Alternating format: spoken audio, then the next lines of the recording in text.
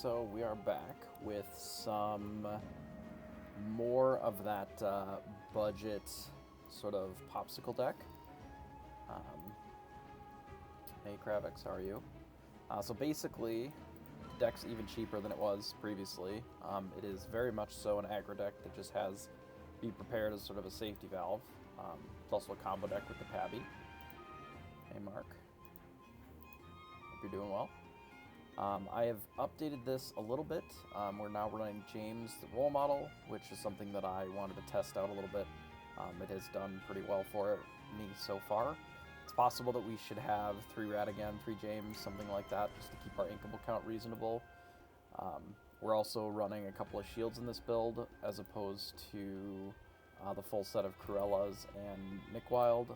Otherwise, normally I would have 4 of these and 3 of these. I think the idea behind the shields is pretty good. So I want to try those out. And we've shaved a little bit of the Mini Surfer. It is a good card. However, it's tough to have too many of these because their stat line is a little low, even though they are evasive. Hey Enrico, how are you?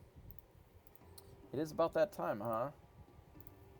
It's 4:30 a.m. for me, so it's a little late, but my sleep schedule's been pretty messed up the last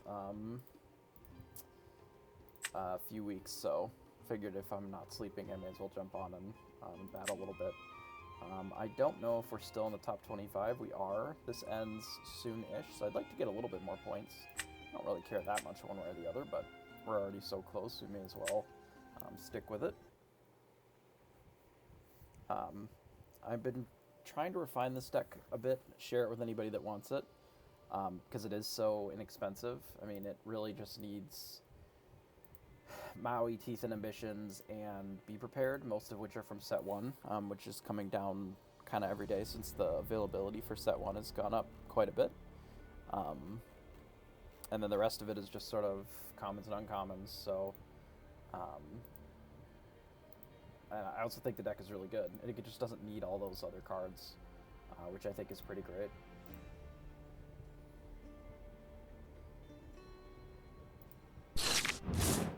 Alright, so looks like we're going second. We'll ship Radigan, be prep. We don't need 2 Gumbo Pots. Like, we're kind of not doing anything for the first handful of turns. We can develop Popsicles and some of this other stuff, which is fine. But we are going to need a little bit more help through the early turns. Well, I guess we're just not going to do anything for a bit. That's fine. Hopefully they're not too aggressive. Looks like they're maybe on Steel Song or some variant. That's a very good draw for us, actually. Given our hand...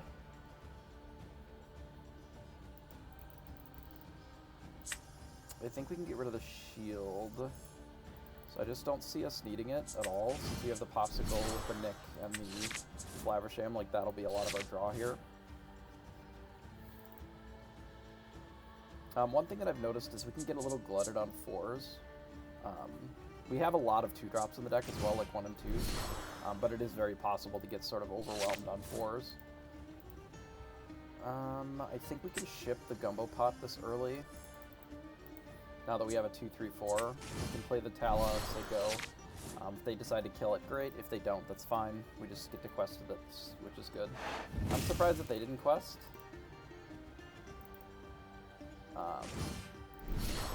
Okay, it's fine that they didn't, but I'm surprised that they didn't. 0 to hero is a bit annoying. They can rush out a 3 if they want, like another aerial. Looks like they hold off on it. We should probably kill this Cindy. We just like Tala the Cindy and then play down a Winnie the Pooh. Kind of don't hate that. I mean, normally I would prefer to use this to push lore, but given that we're against Steel Song, I feel like we can afford to do something like this. Especially with the Winnie the Pooh here. So we can get rid of Nick Wild. And then play the Winnie the Pooh, I think. And then this gives us some options as far as like what we get rid of from here. We can do the Flabbersham first, get rid of the Pawpsicle, and then draw 2 cards before we attack with Winnie the Pooh if we decide to actually push something here. They might wheel this turn as well, and then it kind of doesn't matter. Yeah, that's fine. I suspected that that might be the case, which is another reason why I wanted to sort of push the... push our ink a little bit to keep up with the 3 lanterns. So the B prep is going to be really good here. Get rid of a couple of things. Let's ink this.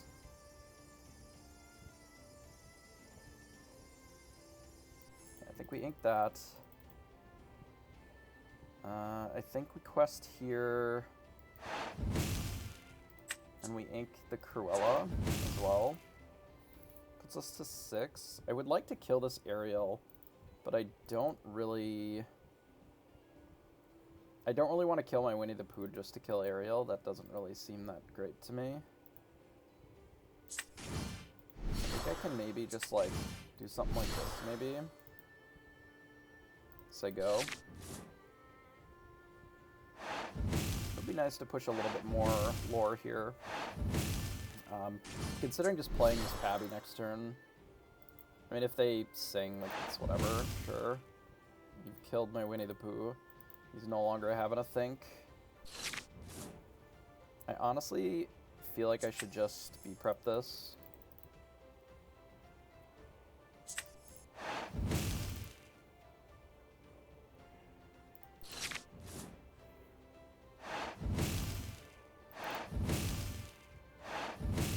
If they Cindy, it's a little annoying. Beast is also kind of annoying. Especially since an extra one of our beast cards are gone already. If they hit a wheel, it's, like, unfortunate. Let's Pawpsicle. Get rid of Pooh, just play a Pabby. Kind of just have to get some stuff down. I may even consider playing the second one. Alternatively, we can always use the shield to, like, quest and untap it, too. We'll see what they play. Here's a Cindy. Yeah, we're really kind of looking for a Wrath now. It's likely that they won't play one if they have one, honestly. If they sing, deal 5 damage, they would still be able to favorably attack into Pabby here. Which is unfortunate. We can do something like this.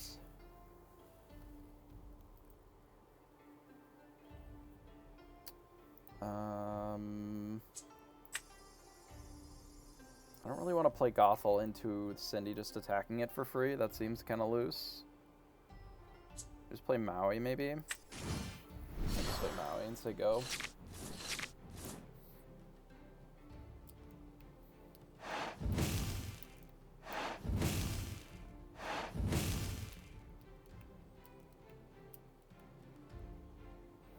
Let's see what they're playing here. They quest with Ariel. They sing grab your sword and then they attack Pabby, I suppose. Interesting. I wonder, this must have been an error.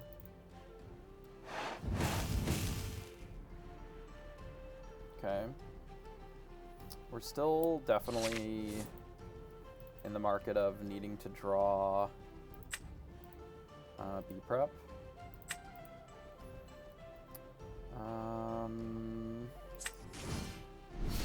Let's play another one and say go.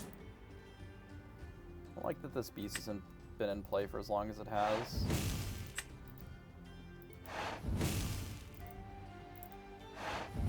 Maybe I shouldn't have played that Maui. Because, like, now we don't have an answer to the beast.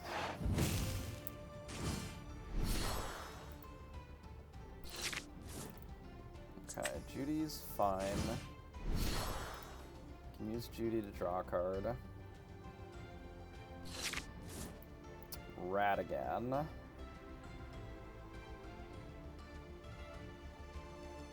Okay. So they have 9, so they're gonna go to 16. So what if we quest here, play rat again.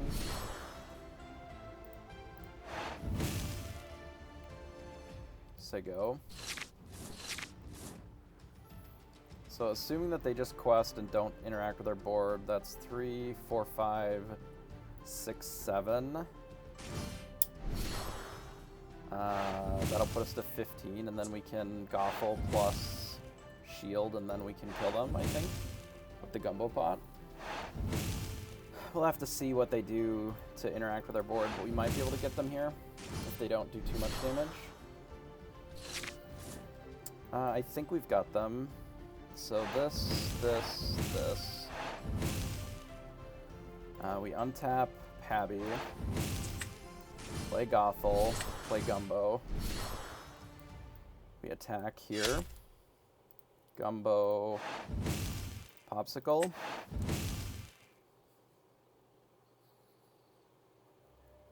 Boom. Take those. 1 and 0. It is very cooked. Hey Carlum, how are you? We looked very behind, and then all of a sudden we weren't. It's just that easy.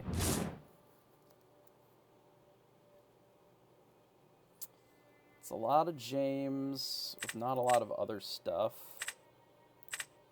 What if we get rid of most of this stuff? Keep like 1 James, 1 Flaversham here.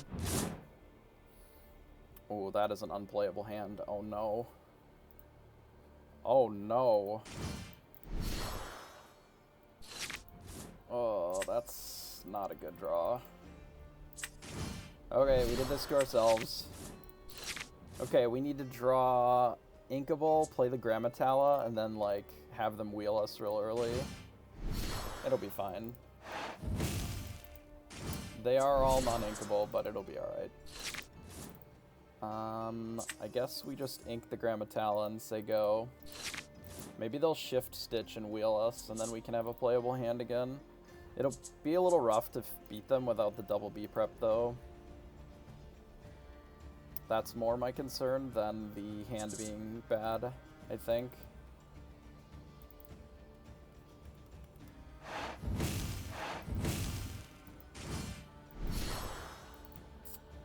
I mean, obviously our hand being bad is not great either, but...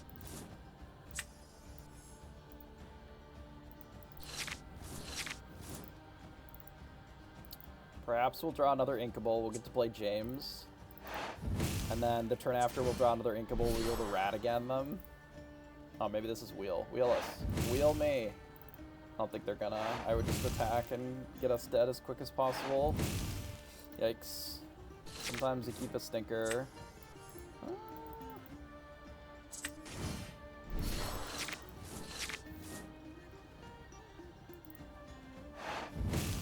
I don't know how we're going to be prepared them before we just die. I'm trying to think that. So if we have a James in the Inkwell, then that would put us to 5. We can ink 1 and then we ink again. Technically that would work. I don't love that. We're just dead on board. We're like kind of just dead on board. I mean, I also haven't interacted with them at all. Their deck is doing well, but I haven't interacted with them at all. Just haven't played any cards. Okay, so we can get rid of this. We can kill 2 things here. We can kill Cindy. We can kill, I guess, the other Cindy. Technically, we could have kept our guy alive, but I think I need him in the Inkwell. Because I don't really see us winning if we don't, like, wipe the board next turn. And even then, we'll be at 17.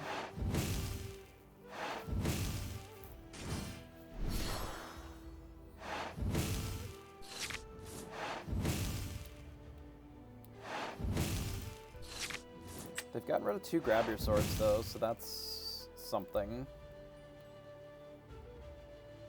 I guess. I don't love it. They ink a thing. Play another thing? No, they play nothing. Okay, we die. Alright, fair enough. If we draw an inkable there, we actually can play the game still, but that is a reason that you should keep more inkables in your hand, even if they're not awesome, because you can easily get an unplayable hand, which is not ideal. And we could have kept like the Gothels in our hand or whatever, and then at least we have a hand that we can play with. Let's just get rid of these, and maybe the Judy Hops. Yeah, that's fine.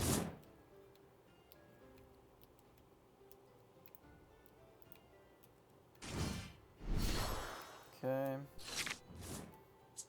I'll get rid of Maui here, play our Pawpsicle. Nice. Flavor Shem's good draw.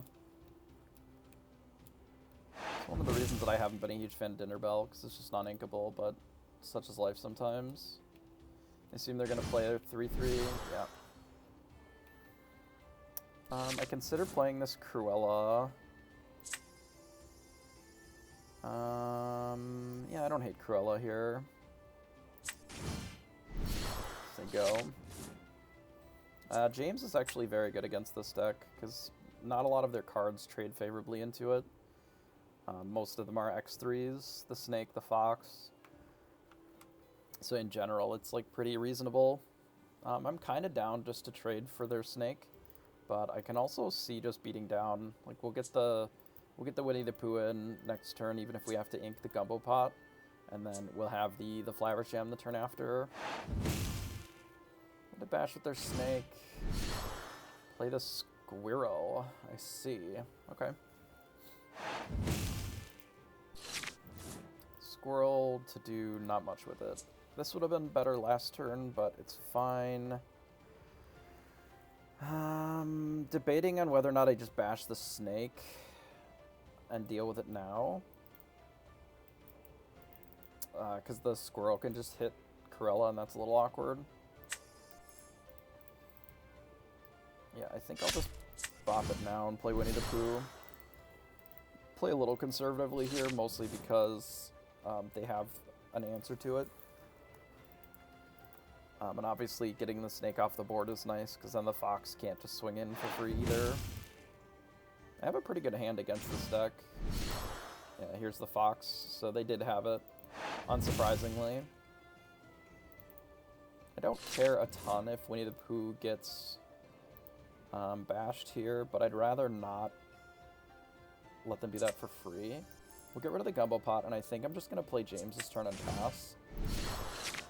And then we'll Winnie the Pooh next turn when we can use Rat again to get the Mim off the table.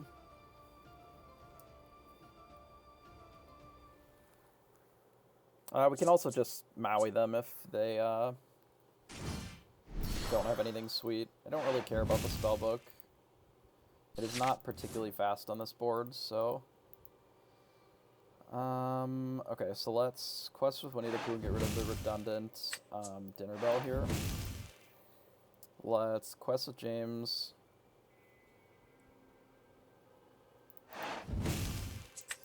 Play Rat again, and we will just untap Winnie the Pooh. And then I think say go. Debating on whether or not I want this Maui. I don't think I do. I think I'm fine with just these. Obviously, we can't force the Mim to tap because this is character 3 or less, but we get to untap the Winnie the Pooh, which protects it here. And I don't care if they trade into the James with their cards. Like, clockwise, we're on 6 and they're on 2+1 from the spellbook, which just isn't fast enough to beat what we're doing. They're likely looking to wipe the board next turn, which is fine if they do. I think we'll just add the Dinner Bell to the table.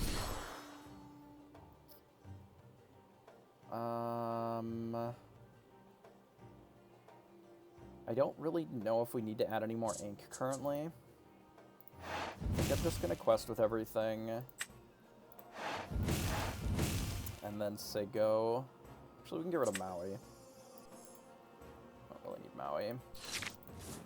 I can use this to draw 3 cards post board wipe. We can play this and this, and we can just draw 5 cards. So even if they wipe our board, it just doesn't matter. And we're going to be at 7 once they wipe, so this is fine. They have no cards in hand. We're going to be at 7 ink to keep up with them. Plus, we get to draw a bunch of cards this turn. Let's do this one first. Gothel and a Cruella. Let's get rid of the Cruella. And I think just play Gothel and draw 3 cards right now. And then say go. And then we're going to be looking at putting a bunch of power on the board next turn.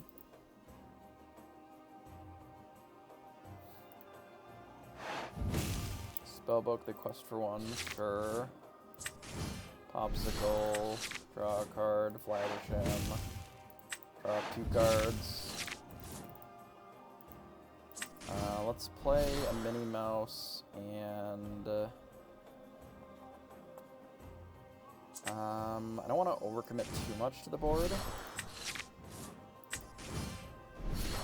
Let's do this, I think. And say go. That way we get to apply more pressure, but also we get rid of the spellbook, so they have to do something else. Play Maui, kill Flabbersham, that's fine.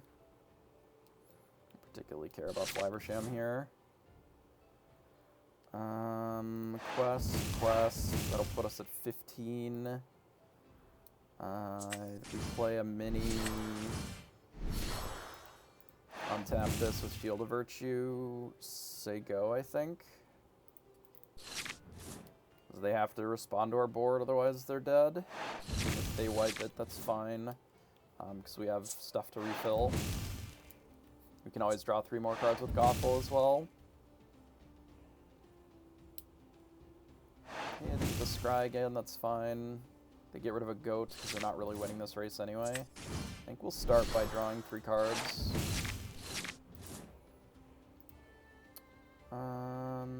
We can just play Nick and get our Pawpsicle back. Let's get rid of the second Gumbo. We really only need 1 at this point in the game. Play our Pawpsicle out, draw a card, say go.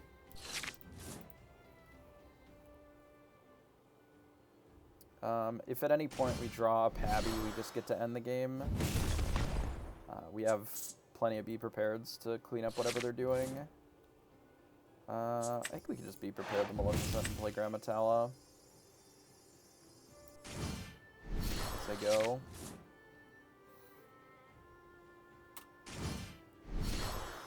There's a Surfer, that's fine. Play Gothel, draw 3 cards with it. There's a Pabby, we'll get him next turn with that, I think. So we will quest, play our Gumbo. Play Cruella, get rid of a Maui, say go.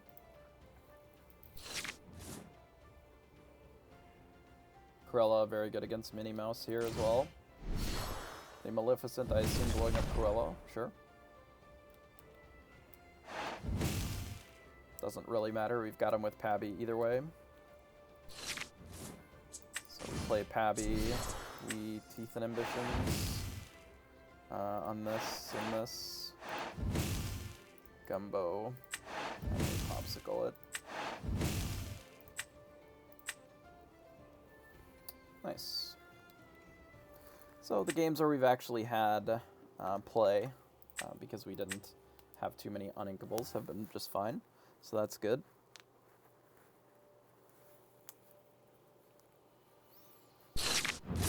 Just means that we can't get too cocky with our uninkables, because even though we only have 15, it still is very likely to draw a bit too many on occasion. Which happens. Not the best draw I've ever seen, but it should be fine. Especially against this deck. We can play a little slower. Doesn't ruin my life. Cruella is generally pretty good in this matchup as well. Judy is good. Most of these cards are pretty good. We can get rid of maybe Flabbersham here. And say go. Ideally, we play this on 4 and then, like, Gothel on 5 to draw 3 cards. I think that would be fine. If we, like, manage to set that up, I think that would be okay. Mini bouncer thing, play a snake. Most likely.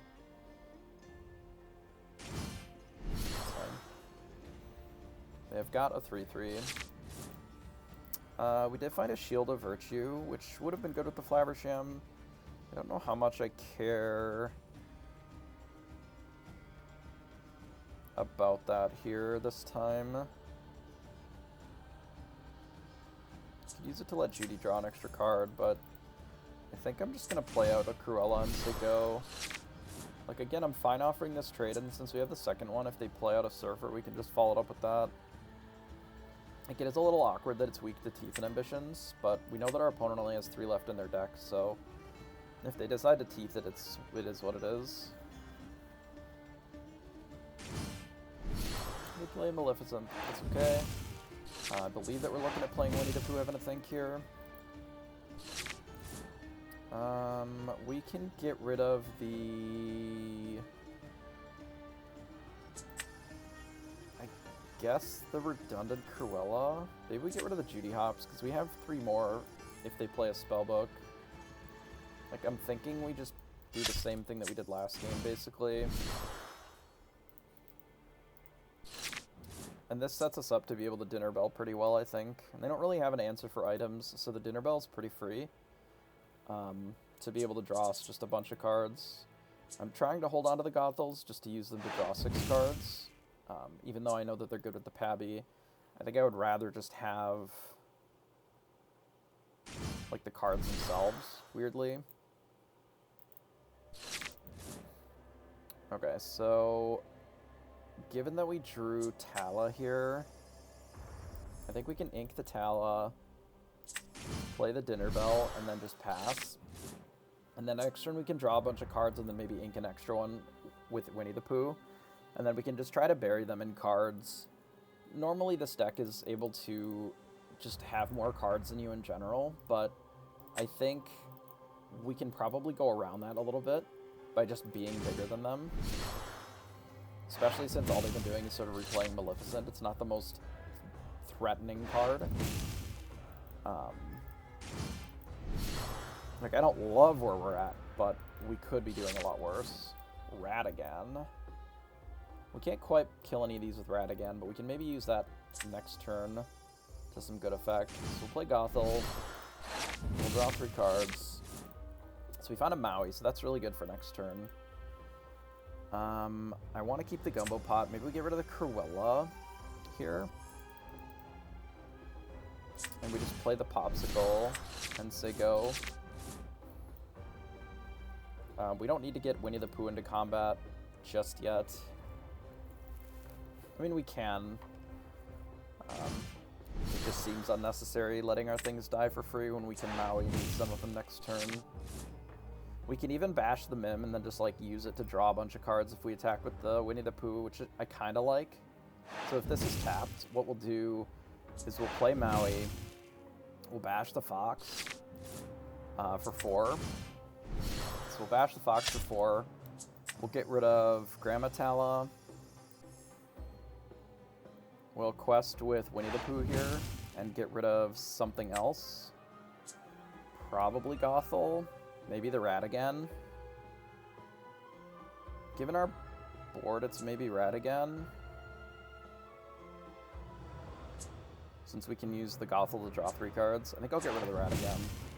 And then we'll use this to draw 4 cards. Feels pretty good. Then we'll say go. So now we've got the B-Prep to clean up the board. We have another Maui and a James. So I assume that they'll kill Winnie the Pooh here, which is fine.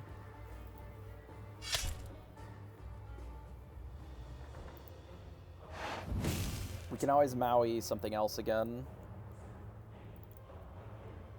We'll have 8 next turn. If they play one more thing, I would consider blowing it up.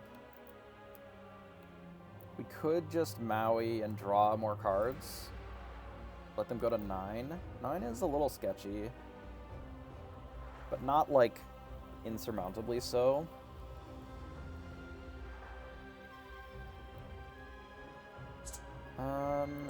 Yeah, I actually kind of like that. So let's do this. We'll go to draw a bunch more cards. We can get rid of Grandmaster again. Then say go. And we've kind of taken a control role this game, but we're going to be able to turn the corner pretty quickly. What I'm trying to set up for is being able to like be prepared plus a thing, so that we can clear the board and then still refill. Luckily, this isn't a particularly fast clock, and we do have Judy's to deal with spellbooks if they play them. And we know that they are presenting spellbooks in their deck. Like, if they choose not to play anything, that's fine. Because we're in a pretty favorable position if they don't play anything extra. They are getting close to their Maleficent Dragons. Yeah, nice. Play that Surfer out. I think we just blast them now. Mini Surfer is a bit too problematic for us. So I think we'll get rid of that. I will get rid of the Nick Wild because we don't actually need it right this moment. And then I'm going to play the Gumbo Pot out so that we can get it online. And then I'll just say go. So now it's on our opponent to actually do something. We can still draw 3 more cards. 4 if we run out the Judy Hops. I'd like to get this James online. I think I'm going to play him next turn, ideally. Probably James and maybe a Stylish Surfer. Or perhaps James and a Judy.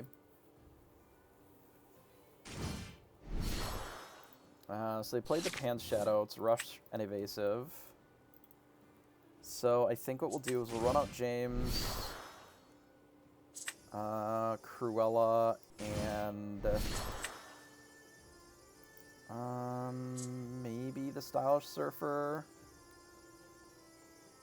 Encourage them to board wipe. Board wipe is fine here, because it'll get us up another ink anyway. And then it removes one from their hand. That's fine. It's basically a time walk, because they're not really going to be able to play another thing this turn anyway, most of the time.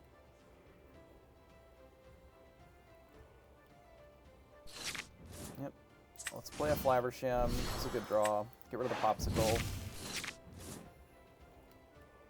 Yeah. Play a James. Think say go. I don't really want to ink anything. Like, I kind of like all my cards currently. We can keep using the James to get more ink rather than needing to run out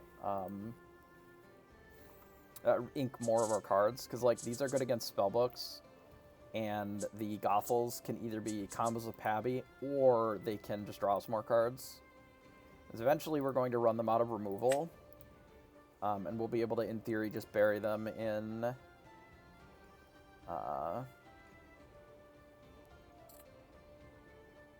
because we have so many cards. Tremaine would be a little annoying. I don't really know what my solution is to Tremaine here. Maleficent is fine. I don't particularly care about that.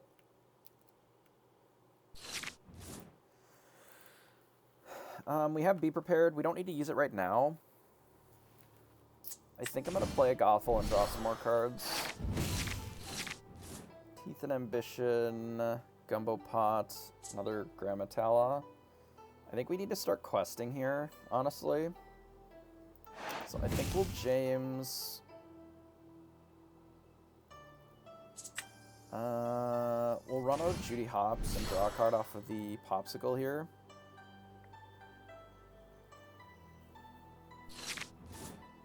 And we can play a Winnie the Pooh, having a think. We can actually ink the other Grandmaster. And then say go. And if they want a Maleficent into James, that's fine. It doesn't really matter.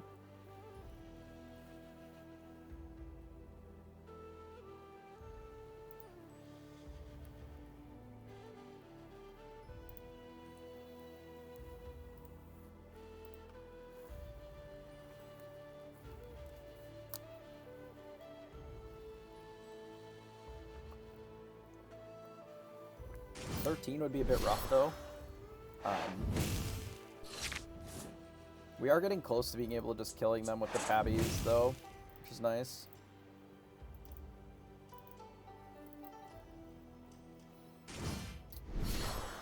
Yzma on... Sure. So this is 2, 4, 6, so we'll go to 10. So we're like one short of just getting them. Is that good enough? 7. Alright, so this is 2, 4, 6. And then we play 1. We play the Gothel and the Teeth and Ambitions and the Gumbo. Can we afford that?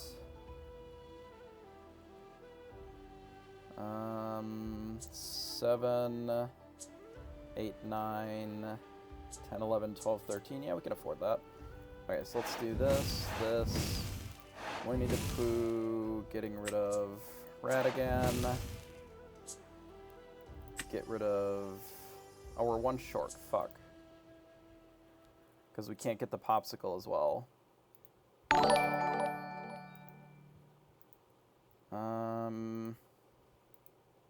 That's actually fine. We can just combo them again next turn. I don't think that they can kill us in 1 turn, so we'll see. Maybe it'll be alright. So let's play this. Play the Gumbo Pot. Play the Teeth and Ambitions. Doing damage. This and this. This and this.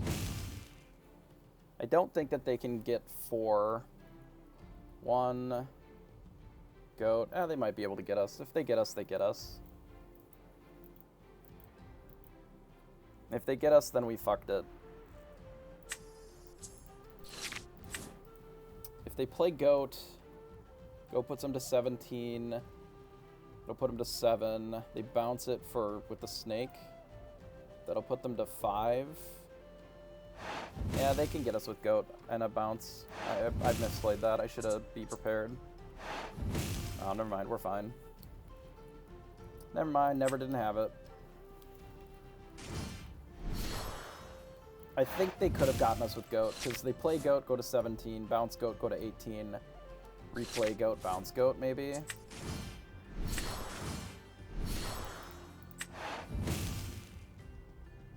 They would have, I don't know if they had enough to bounce and replay the Goat and bounce it again.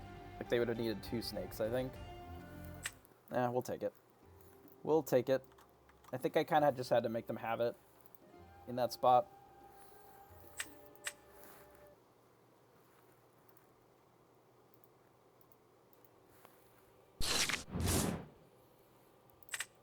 Don't need Radigan, don't need Pabby.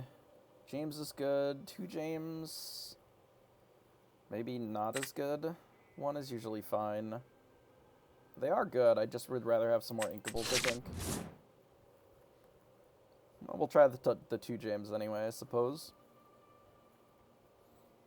See what our opponent is on. I'm thinking that I get rid of Teeth and Ambitions. Play Gumbo Pot onto Winnie into Flabbersham, maybe eating the Gumbo Pot. We could just play James instead of the Flabbersham, though. We're against this match. We definitely can get rid of Teeth and Ambitions, then. I'm glad that we've queued into them a couple of times. Normally, I don't love constantly requeuing the same person, but I've wanted to do a bit of testing against this deck anyway. I don't know how we necessarily fare against the Arthur variant. They're a little bit more aggressive, lower to the ground. But I have been enjoying our matchups here, not feeling so miserable at least, against the more control-y versions.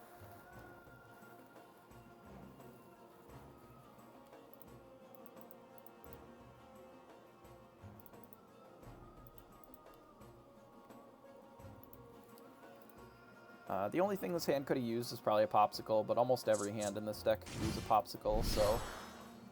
it's interesting that they inked 3-drop against us. The card is usually very good.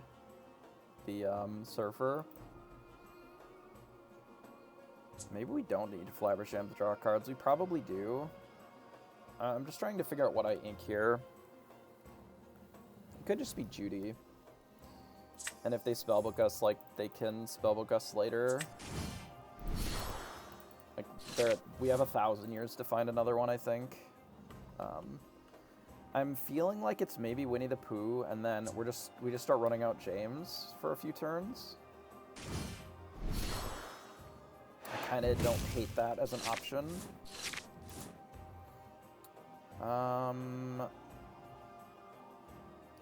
This is a bit unfortunate. Maybe we run out one James and ink the other one. Like, I'd like to keep the Maui, ideally. But maybe that's just too cute. And just, like, not really an option. I guess since we have the Be Prepared, the Maui is less important. Let's do that. Let's play the James. Is our play to... This is a squirrel. Is our play here just to do Winnie the Pooh for 2, ink nothing? I can wait. I don't have to necessarily commit yet. Whether I Flabbersham and draw some cards off of it or just, like, run out more James, I think it's possible that that's fine. These I'm probably going to just start swinging with.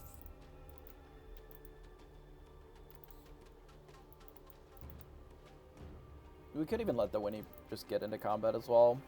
This is one of the reasons that I've kind of wanted a few more shields. And that we up the number to 2, because it gives us the ability to quest with some of these and just, like, untap them. Even just to gain the 2 lore. Not like I care about this ability one way or the other. But realistically, you do have to have some limits here.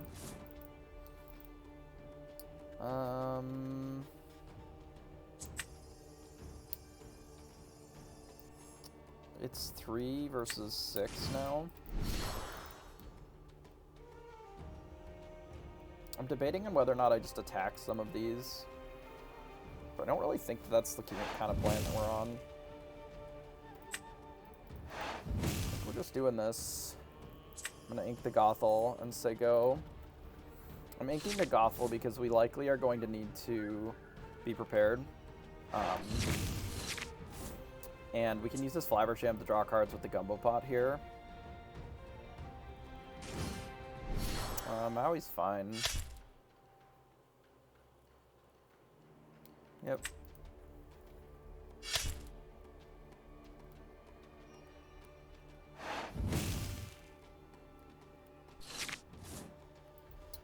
Ratigan. So we can quest here. Untap it. Attack, or we can attack, untap it, attack. Could just be prep, but then we'd have to get rid of our Flabbersham, which doesn't seem great.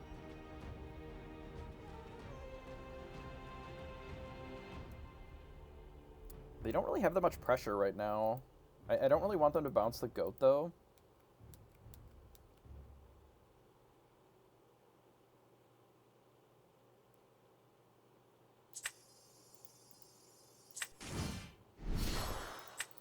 I don't want to draw some cards, though.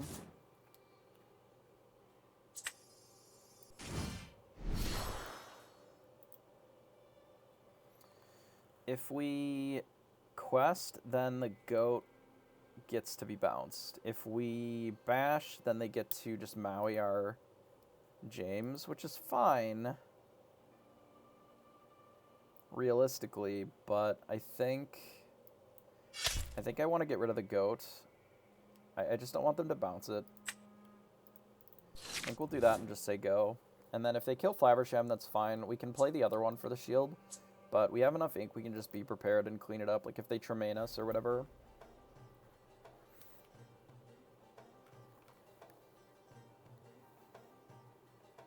It's possible we could use Winnie the Pooh just to eat one of these. That would have been stronger. It's hard to say. see what they do. They got rid of another Surfer, which is still very interesting to me. Yzma doing Maleficent, doing the Squirrel, sure. Another rat again. Let's draw 2 cards and see where that leaves us. A Flaversham and a Pawpsicle. It's not bad.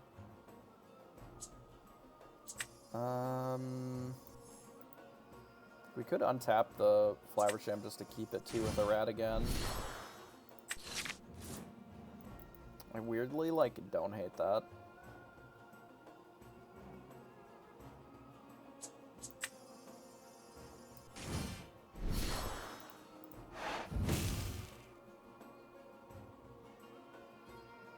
I'm debating on whether or not I should ink a Winnie. Maybe we ink a Flaversham. We just, like, don't need that many rats. 1 is fine, but 2 is unnecessary. Because they're not the most aggressive cards, and we won't have enough items, really, to be drawing that many more cards with them. But this way, they have the information that we, like, inked a Flaversham, so now they're sort of encouraged to do something about it. And if they decide to board wipe, like, that's fine. We have a good follow-up of Flaversham, Winnie the Pooh, or whatever. Sure. They have a lot of cards. We draw some cards, I suppose. Gumbo Pot, Shield of Virtue. We quest with our rat. I feel like we have to be prepared here, but it's a little awkward.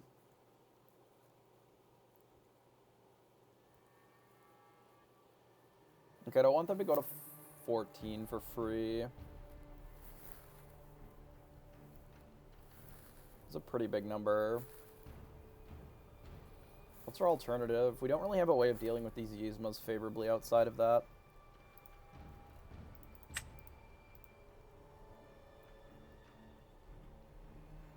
Alternatively, we can, like, rat plus play a Winnie the Pooh and just, like, make them do it.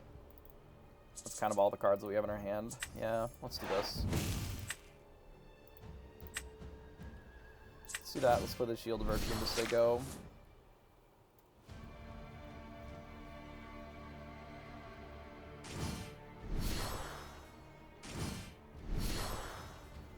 Yeah, I don't love that. We have answers to it, obviously, but I still don't love them playing both of them on the same turn. We can beep rep and kill this. 13. We're still pretty far from Judy, then. Alternatively, is we Flaversham the Shield of Virtue to draw some cards, and then we do this next turn. We, like, would have to hit Judy right away to be able to blow up the spellbook for that to be favorable. So put them to 13, 14, plus, like, any goats that they have. That's not a great spot for us to be. But if I don't do this, we're not really gonna be in a great position anyway. I think I have to Flaversham.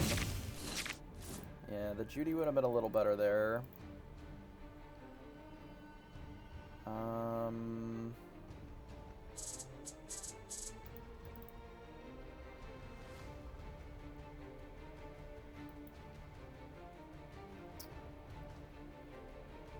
Numbers-wise, I feel like we have to play Winnie the Pooh and a 2-drop. But if we get rid of the Teeth and Ambitions, like, most of these cards are bad. And I don't think the Teeth and Ambitions is really fixing our life here, so I think we do this and say go.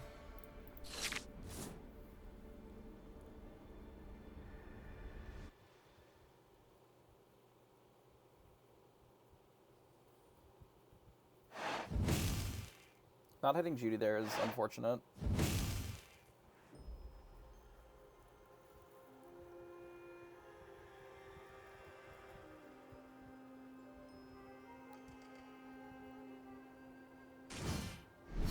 Oh, that's good for us, actually. I don't actually care about Flabbersham here. He's already drawn the cards that he can. So we can ink Ratigan, play Judy on the spellbook, and B-Prep. In not that order, necessarily. And then that'll let us keep the Gumbo Pot and the Dinner Bell. We could also just ink the Dinner Bell. I feel like Ratigan is just a little worse than the Dinner Bell, but there is something to be said for keeping the Dinner Bell as well. Or keeping the Ratigan, because then we can untap the Ratigan with the Judy. Though we haven't had any B-Preps from our opponent, so that's likely going to come down. So we have to quest with Winnie the Pooh here, and we have to pick either the Dinner Bell or the Ratigan. I'm going to ink the Dinner Bell. We're going to B-Prep. Then we're going to play Judy.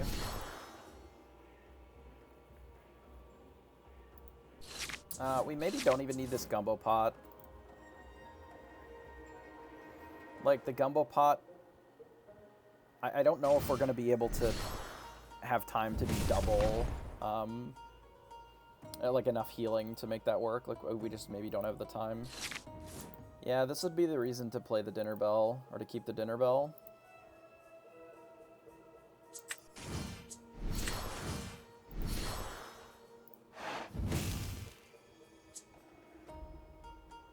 I kind of just have to hold the Gumbo Pot.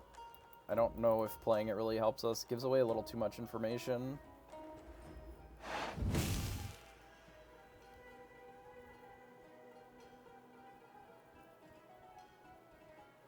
Yeah, if we keep the Dinner Bell there, we can just draw 3 cards, which was my consideration. Like, obviously here we get to play the Ratigan, but now they get to replay their Maleficent, which is not ideal. They blow up the Gothel, which makes sense.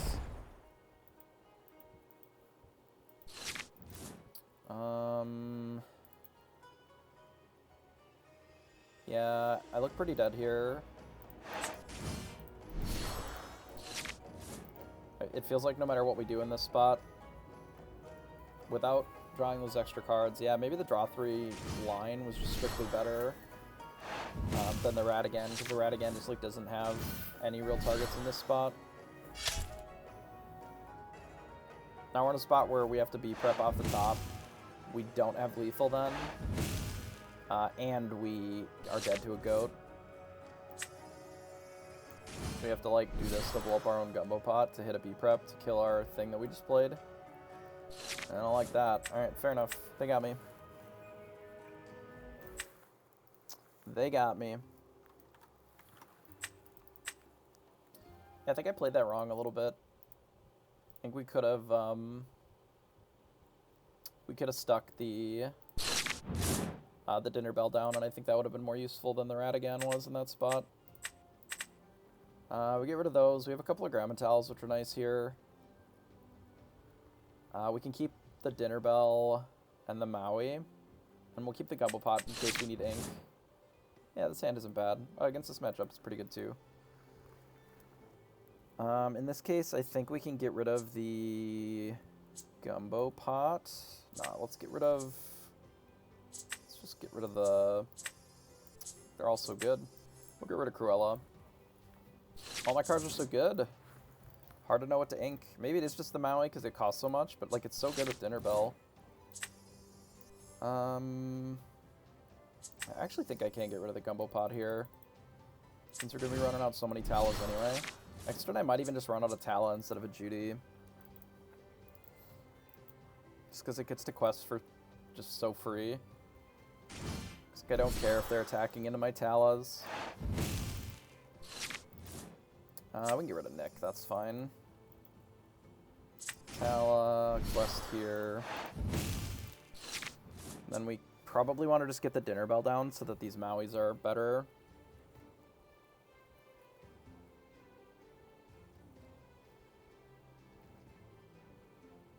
They ink a Fox, interesting. Your hand must be really good. Or it's just Fox heavy.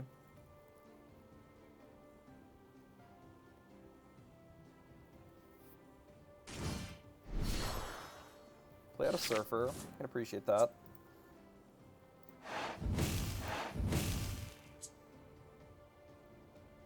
Inking a second Gumbo Pot is a little awkward. I think we can just dump one Judy to play the Dinner Bell and say go.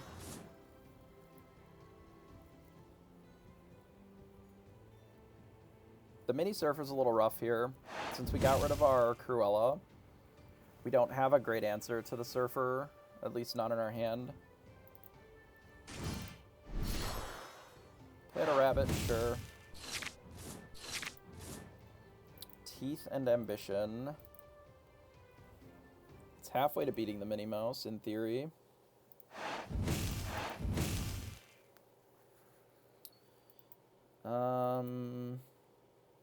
Playing out Maui doesn't do much. Unless we draw a rat again, specifically. We could play out a Judy, which would enable us to, like, sacrifice the Judy with Teeth and Ambitions to draw 2 cards, but it's, like, breaks even. Feels pretty bad. Playing this out raw also feels kind of bad. 2 of these does give us an answer to the Minnie Mouse.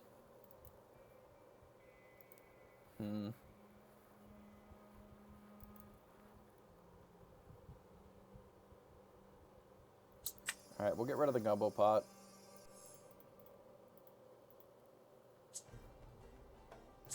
And I'll just play the Judy with no effect and say go. If our opponent plays a Spellbook as follow-up, then they got us. And this was a bad play.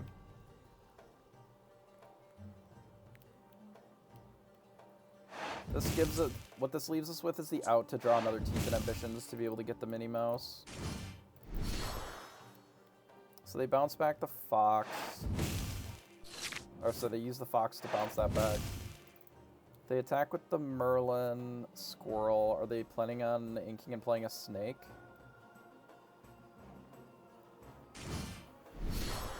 Sure.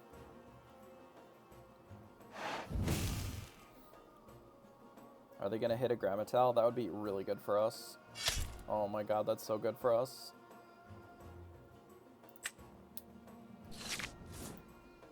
Okay, so we did actually hit the other Teeth and Ambitions, so we can get the Mini if we want. The alternative line is that we Maui the Mim and we draw 4 cards, which is also pretty good. But then we just like don't have an answer to this Minnie Mouse ever. If we don't do this line, we don't get to really do it ever again. But I think we can race if we do this. Because, like, we're still winning on the, this race.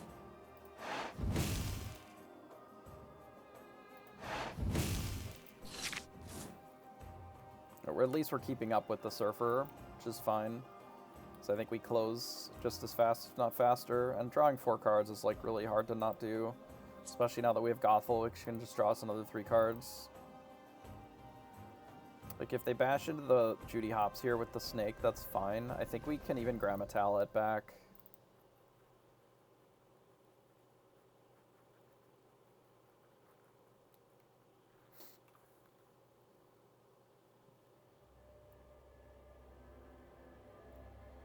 It's interesting that I think setting up for Be Prepared might be the way to go. Which wouldn't be that hard with the Gothel here. So they decide to quest. That's ambitious. That is kind of ambitious. They opt to snake the Snake, sure. That's actually fine.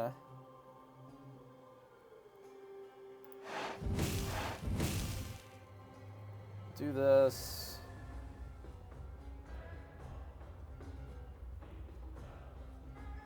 I'm debating on whether or not to just draw a bunch of cards and play James. I think that makes the most sense. Hello? Dinner Bell? Hello? Thank you. Dinner Bell. We can get rid of one of these Winnies. We don't really need that many of them. Run out James here and say go. Because they're questing for 4, which will put them at 13. We're going to 16 if they don't answer what we've got here. Like, these are very lore-dense characters. Obviously they can mim and stop Judy Hops, but we still have the James and the Grammatella doing pretty well for us as far as lore game is concerned. Like, this Minnie Mouse on its own isn't necessarily going to be enough. I'd like to get this Gumbo Pot down. I think the Gumbo Pot is going to be necessary for, like, closing out this game, because we're going to need it to do, like, a heal thing with the Teeth and Ambitions and a Pabby or whatever. 17. So we're almost to the point of lethal with just a single Pabby. No, actually a single Pabby is 19, so that's not quite lethal. That's not a great draw for us. Let's Pawpsicle. I'd like to be prepared this turn.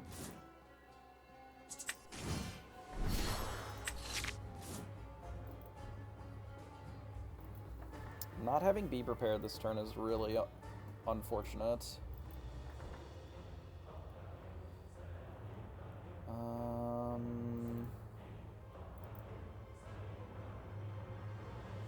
We can Pawpsicle one more time and still be prepared. Just a second Teeth and Ambitions.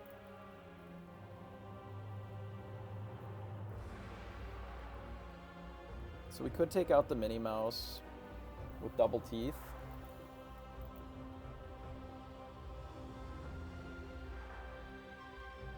Double Teeth puts them at 15 that they can be at. I don't love that.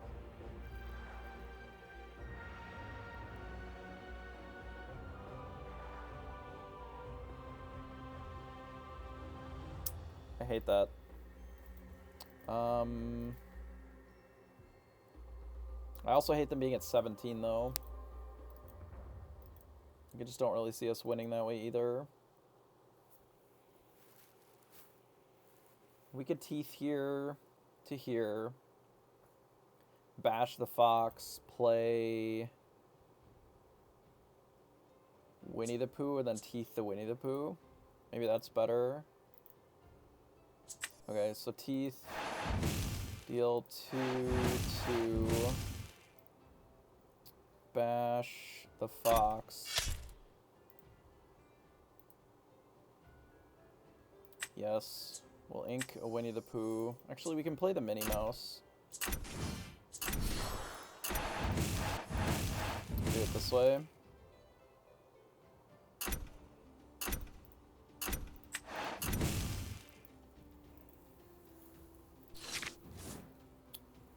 I don't love that, but I think that's what we have to do to limit us taking just 1,000 damage, even though it just makes us discard like 10 cards.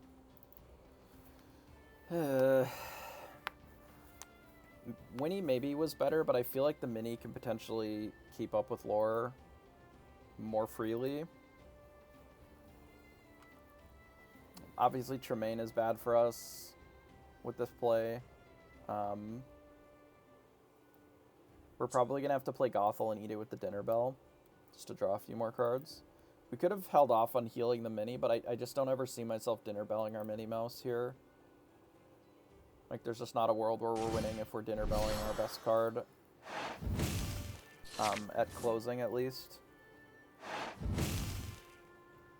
Our draw was a little awkward. If we had to be prepared that turn, I think we're in an okay spot, but without it, it's really tricky. I'm surprised they inked another Surfer. I guess they don't think that they need the Surfer here. Like, they're just going to force us to be prep or bust. Which is kind of the reality that we're in right now, and they bounce the Goat. I mean, this is our only line, right? Oh my god, Dinner Bell, you're killing me here. So I guess that's it then. Because I can't draw more cards. And we're 30 cards in with no Be Prepared. It's unfortunate. What are our options? We can choose to hit one of these. We can choose to let them go to 18, 19 with the goat, then we're just dead on board. I feel like we have to assume that they don't have another bounce. I think that's our only way of playing this. So we kind of have to set up to be able to win the following turn, if possible. So the way that we do that is we have to Teeth and Ambitions here, and then play like James Gumbo Pot, and then we just have to hope that if they don't have exactly enough to get us and we rip Pabby, then we can Pabby and then heal for the rest of it. I guess that's our out. I don't really see another out here, so I think that's fine to try for.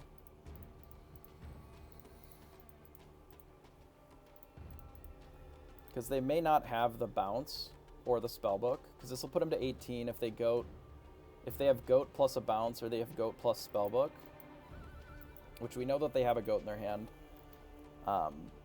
But they may not. They may only be able to go to 19. Do we have enough if we eat this Minnie Mouse or this Gothel to draw cards instead? So this puts us to 17. So yes, in theory, we can use the Dinner Bell to draw a bunch of cards to look for Pabby as well, because this would be worth 4. This already heals 4 enough, so we can use the Gothel to draw the cards. So if they don't kill us, we have like 4 or 5 redraws to try and find a Pabby then. Maleficent on Minnie is a little unfortunate. That limits our options a bit. Quite a bit, actually.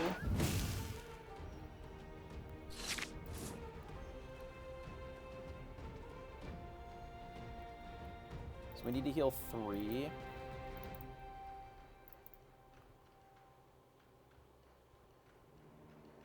Seven gives us 5. So we would need to draw our last Teeth and Ambitions or a Gothel. No, it has to specifically be our last Teeth and Ambitions.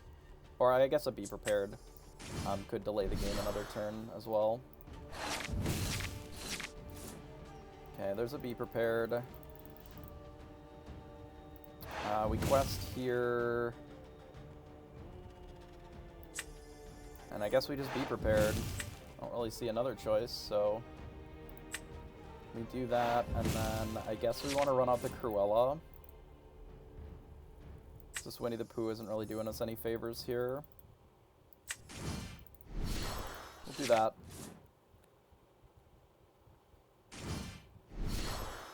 They found a second goat or a bounce spell. They found a Yzma. Or they maybe had it last turn, but they didn't have enough ink for it, because they needed 10 to do both. That makes sense. Okay, GG. I think we gave ourselves enough opportunities to redraw. Like, we drew 32 cards in our deck, and we didn't find a Be Prepared until right at the end, and we didn't have a single Pabby, so it's like... I mean, that'll happen sometimes, right? I think we drew enough cards to give ourselves a reasonable chance, and we set ourselves up for the best outs that we possibly could. And sometimes you just don't find them. We had several opportunities for us to not be that far behind, and they just didn't work out, so what are you going to do? We get rid of the Be Prepared for sure. Turn sequence-wise, we're looking at like 2, 3, 4... Like 2, 3, 4 probably. So we don't need the Gothel.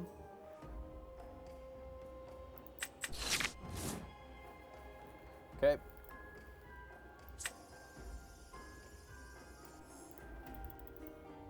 Classic. Classic mulligan decisioning.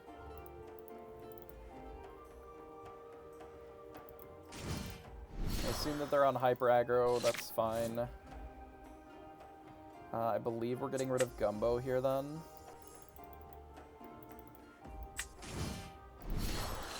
Run out Grandmaster.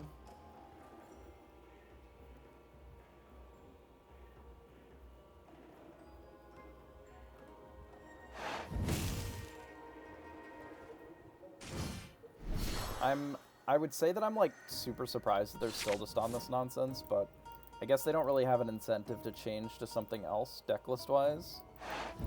So they may as well just keep grinding it. So we have the Flaversham with the shield. I don't think we even really need to do that.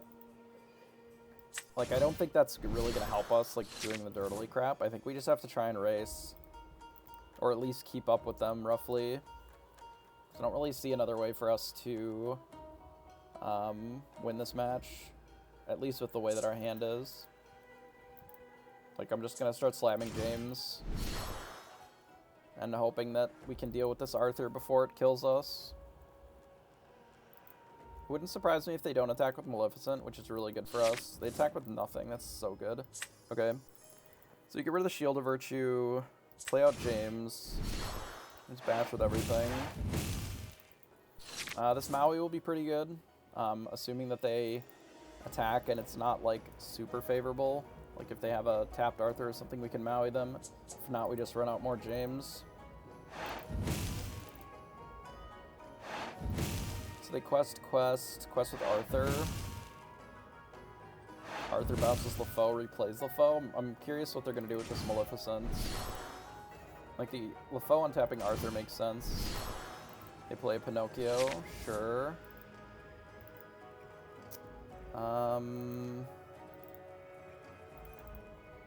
We could just do this to get rid of the Maleficent here.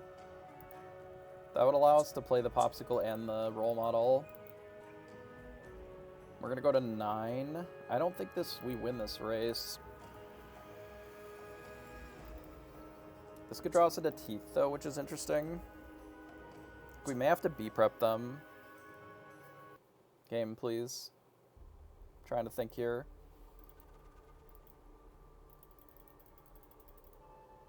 I'm just debating on whether or not this Maui, like, gives us enough chance to win, and I don't necessarily think that it does. Unless we do something like this. I could just do it next turn.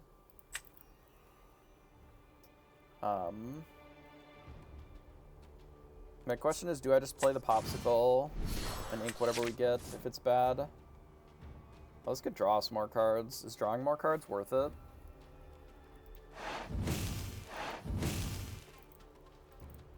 Maybe next turn. Actually, no. We don't really need more cards. Do we need more cards?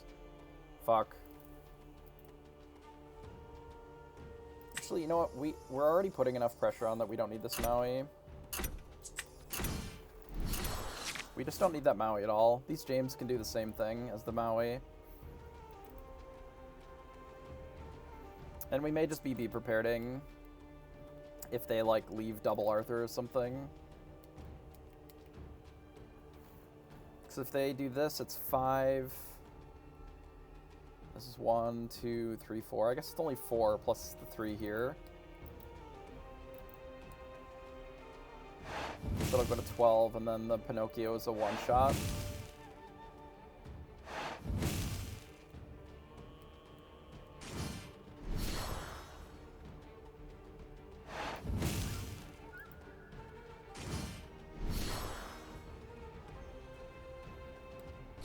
So they opt to untap it all, so we're dead on board.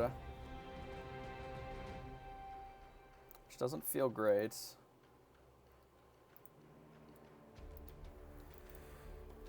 But we have the Flavershams, so that's kind of interesting. As a follow-up to this. Man, how good would the Ratigan have been here? We just, like, Ratigan the Arthur. And then they're dead on board. Oh, that would have been really strong. Guess we'll do this. We'll say go. And then we're gonna have to untap and, like, probably do it again, or have a Teeth and Ambitions for the Pinocchio.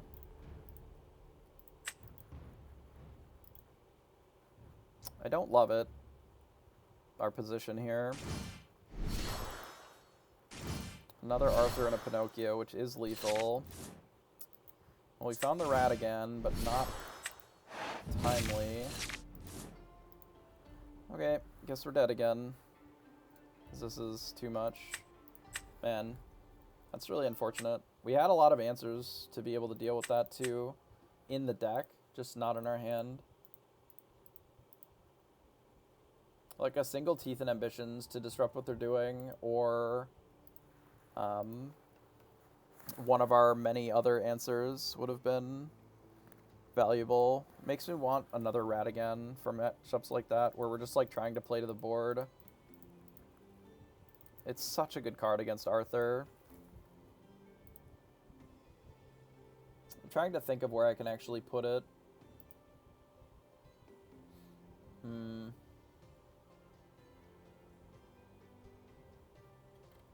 Like, where even do I put another Ratigan in this list? I kind of like the number of Inkables, so I would have to cut... Maybe we shave James down to 3. And then have 3 and 3 for the Ratigan and the James. Don't necessarily hate that. So I can't really cut any Dinner Bells. 2 I think is a good number. We can't cut the 3 Pabbies, and the B preps are fine, so it's kind of like this is our wiggle room to play.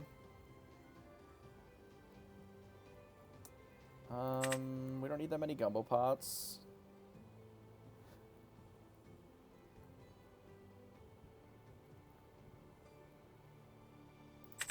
Dinner Bell's a little awkward this early. Nick is a majorly awkward without a Pawpsicle. But it can always be inked as well.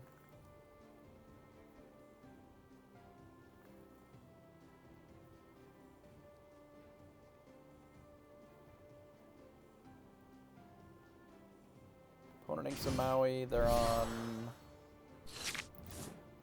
Maleficent of some sort. So we'll get rid of the Nick. I will run out the Gumbo Pot. I don't know if I'm going to Flabbersham it yet or not. We may end up just running out the Minnie Mouse to try and race what they're doing. We'll see. They're probably on the same Arthur version that Lorcana Dex is playing. Just plays Maleficent and Pinocchios. Yeah, I guess given that we drew that, we'll run out our Minnie Mouse here. Like our matchups where we don't really need Teeth and Ambitions, we seem to draw all of them, and then the ones where Teeth and Ambitions is just like the best card in your deck. They're nowhere to be found, which is unfortunate.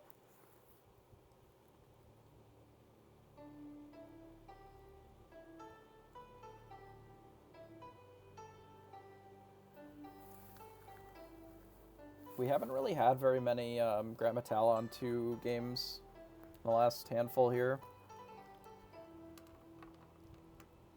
Which is not the best. Because it does challenge these like Maleficent Pinocchio starts pretty well.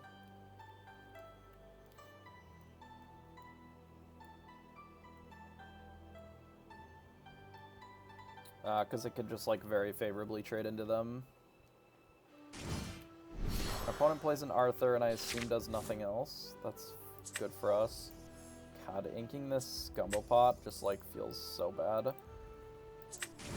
But I feel like we have to do this to try and draw Teeth or the Pawpsicle or something, just so we can try and keep up with this.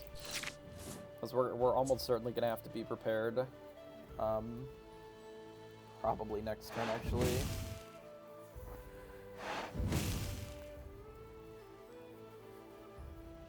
It is a bit awkward being the aggressive deck and getting out-aggressived most every game.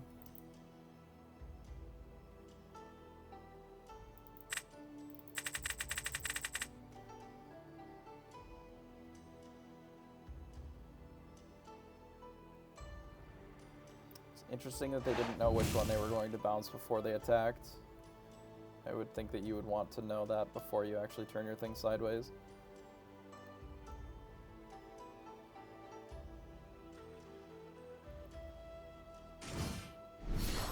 Alright, they play out LaFoe. I assume that they replay their Pinocchio. Are we just dead? We're just dead on board. Okay, neat. We play Pawpsicle, draw Nick. We have to quest with this. So we did find a Teeth and Ambitions, which lets us clean up this Pinocchio.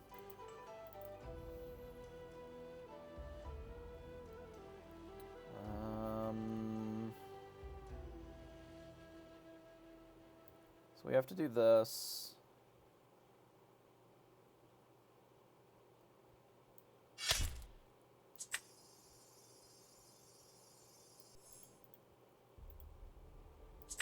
And then I think we use this to deal with the Pinocchio.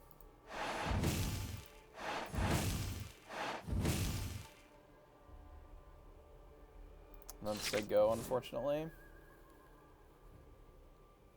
Being 2 turns away from Be Prepared is like not a great spot. Because this Arthur LaFoe combo can just get in for another 8 before we have the opportunity to interact with it. It's possible that I should have inked the second Flaversham instead of the Nick, because we could have played the Nick. That's really greedy. Maybe they don't think that they need the Arthur. Like, what if I Maui it now?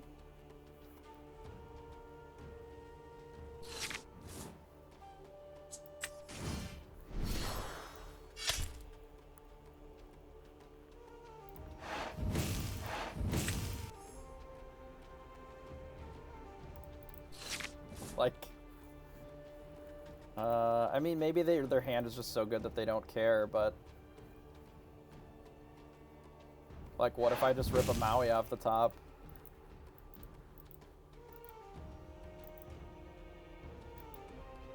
If we had a Gumbo pot, we could almost just, like, we could almost just kill them. I really hope that they play another card. Oh, they played a Snake to bounce their Rabbit. That's unfortunate. I wanted to just, like, play a LaFoe or something. I guess we're gonna have to just B-prep here. We'll go to 9. Or one of our winnies here. Alternatively, we let them go to 18. Yeah, that's not real. We B-prep here. We have a second B-prep, though, so if they play more than just a Merlin, I might B-prep it. Like, if they play a Pinocchio or something. Arthur. Surfer, sure.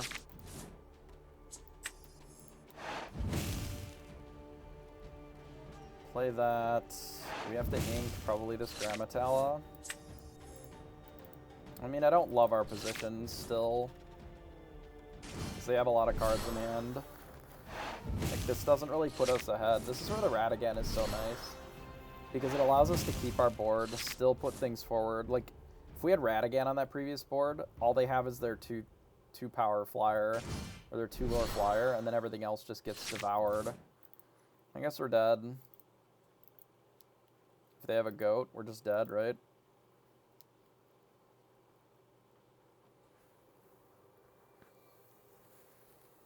Do we ever have enough mana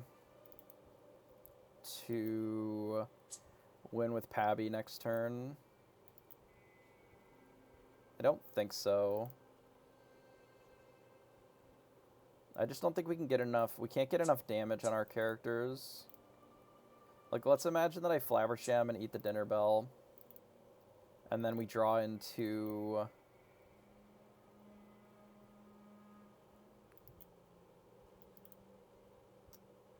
No, there's just not enough cards. I literally can't get enough cards.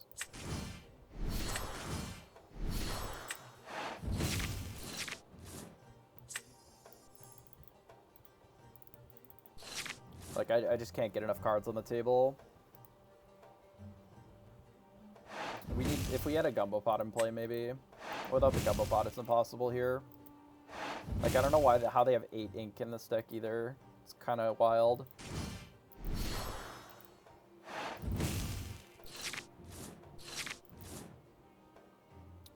So we're dead. Okay. We have not had a good showing today against the Amethyst Ruby deck. And maybe the deck just isn't good because it can't beat Amethyst Ruby consistently enough. But I'm not sure what the solution is to that. I'm not even sure that there is a solution to that in the entirety of the set 1 and 2. Otherwise, people would just be playing that deck.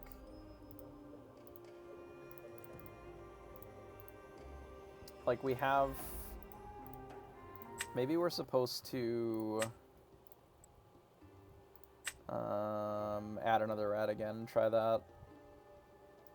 So we cut the James. This rat again.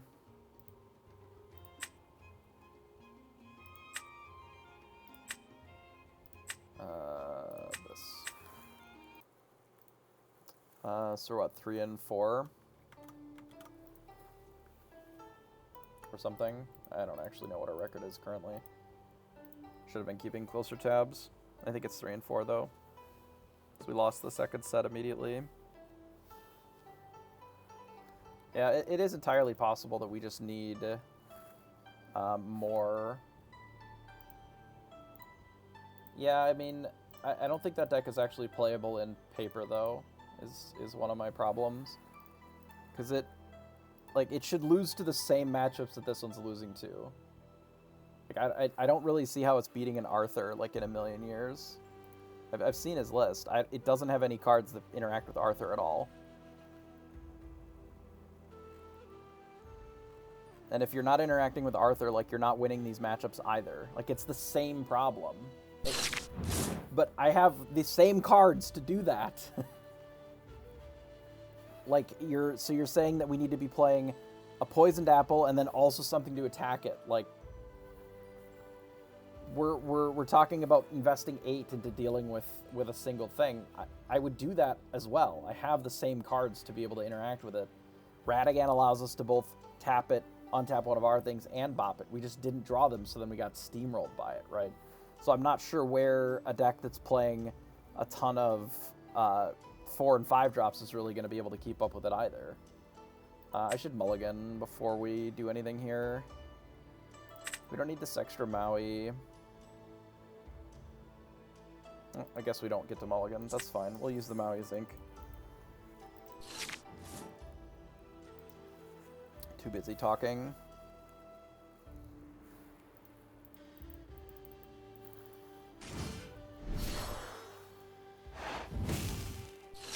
We're against Pawpsicles. This should be pretty easy. It's not like a terrible matchup for us at all.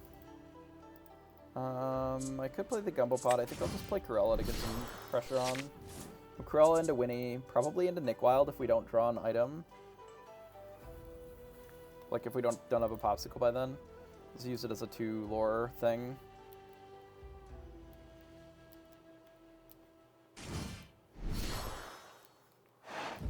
All you have to do to beat this deck is put a clock on it, and then it doesn't really have much legs.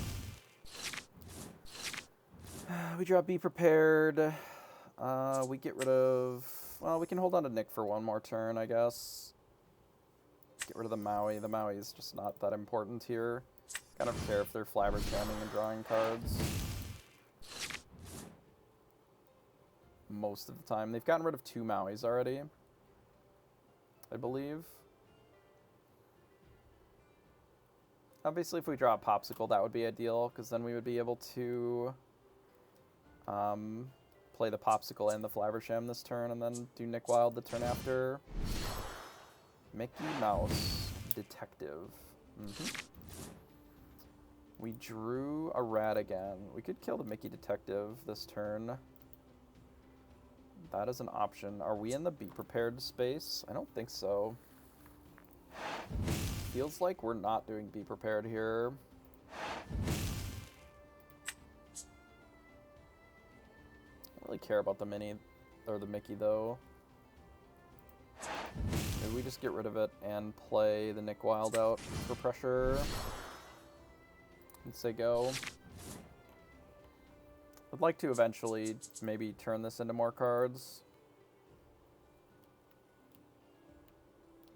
An additional Maui would be a bit annoying here. Like the third one. They sing 1 jump ahead, sure. And then they rat. Makes sense. Well, we have a Winnie the Pooh having a think of our own. They can Wrath us next turn.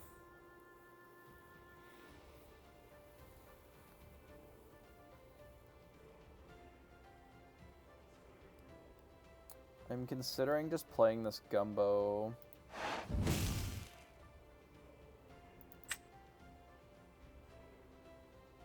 Could have maybe inked Rat again and played these two, but I don't really want to do that. I'm just gonna play Gumbo and ink this Winnie the Pooh and say go. They're gonna have to do something to clean up this board here pretty soon. Or to at least interact with it. Lest we just kill them. I suppose Scar is a good way to do that.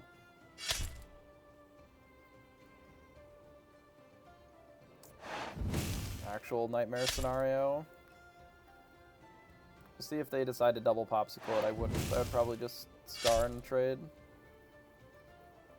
Getting buried by Scar, it's our own tech.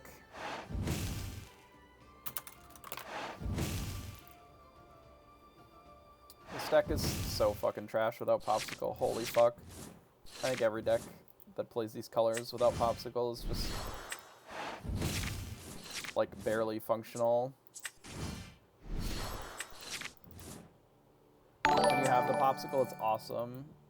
Hey Dragon, appreciate the follow. Like when you have a Pawpsicle, it's a functional deck. If you don't have one, it's like kind of just do nothinging. You get Tremained here, I suppose. We get Hades, sure.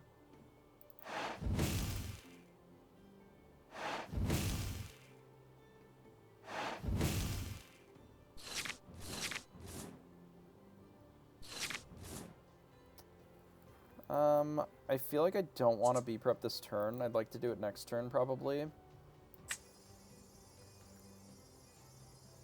So I think I'll just play this and pass. See if they commit anything additional to the board.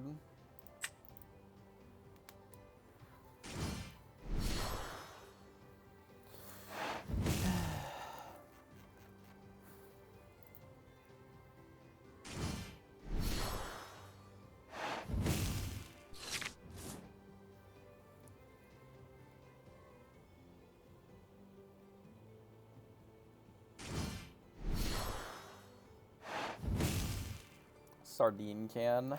Okay. This is not a very good card, personally, but I can appreciate running stuff like that out. The Flaversham is a good draw for next turn. I could consider getting rid of the Gothel here just to have a little bit more ink to work with. I may want to hold on to it. I think I will. We might lose this game just because they've drawn an extra fucking 13 cards or something on us. Just gonna get buried by crabs and such. Well, they have a ton of answers for it. We have not been a very aggressive deck so far. For the Pawpsicle here. Rid of this. Play James. We do still have some outs if they just crab us slightly. And then we're able to Pabby close. But it's not looking great. Especially without the extra items for our Flavershams to be targeting.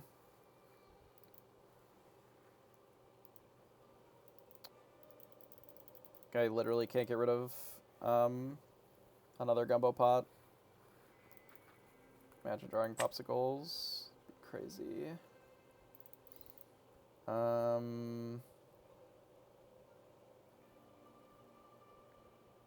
Puts us to 11. If they play like 3 items, we lose. So I don't really have a choice here then. We James. Get rid of Flaversham. Quest here, untap this. Say go. If we draw Pabby and they don't kill us, we can get them, I think. No, Gumbo Pot's not enough because we don't have enough damage in our things. We need to heal for 2 and we can't. No Pawpsicles. Big sad. there a spot earlier that I could have sequenced differently? I could have not played the Cruella and saved the Nick for when we drew a Pawpsicle in like 6 turns. I don't think that's really like a real line that you can play.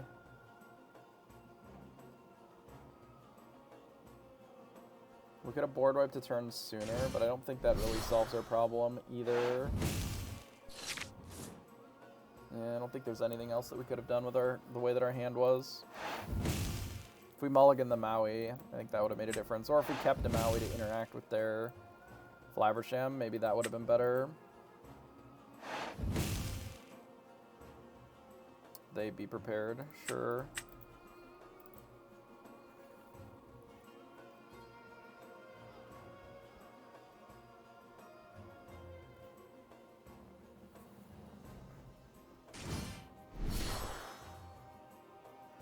They draw us a card. Interesting.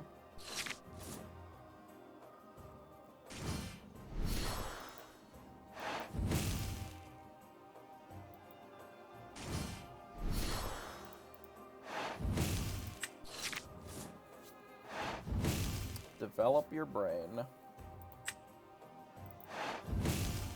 I would imagine that they don't have Tremaines, given the way that their draw has been.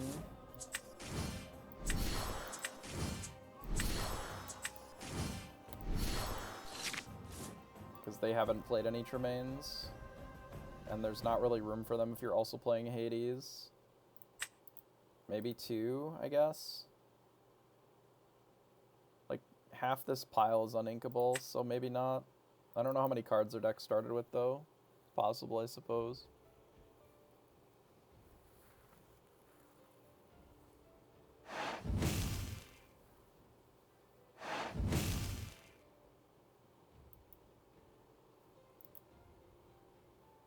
I would say that that was kind of risky, but we don't really have the ability to heal enough for our Pabby to be a closer.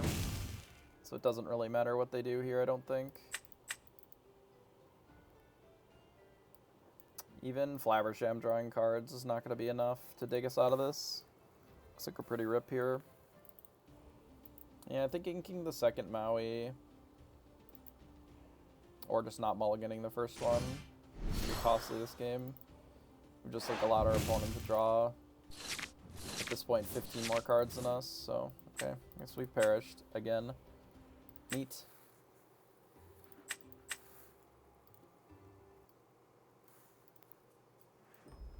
I'm not playing very well tonight.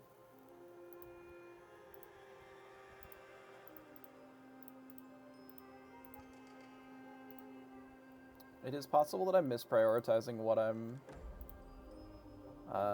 both mulliganing and inking.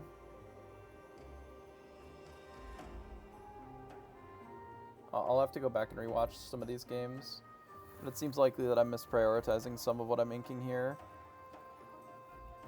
or that we have changed a bit too many of the cards and gone down like a weird path with some of these. Like we may just need to go back up on surfers.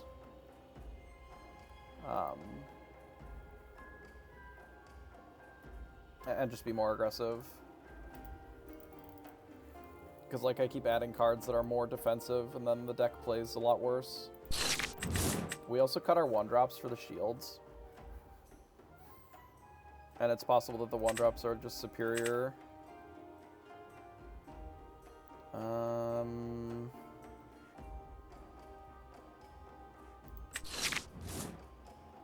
Okay. This is interesting. I wish we were on the play with this hand. Yeah, the draw is a little awkward with this hand, though. I think we can ink one Maui and hold the other one for a bit. Play the Pawpsicle, see where that leaves us. We may not need to shield this matchup. This is probably red-purple with the ways of interacting with the Minnie Mouse. Ink Maui, play Pawpsicle.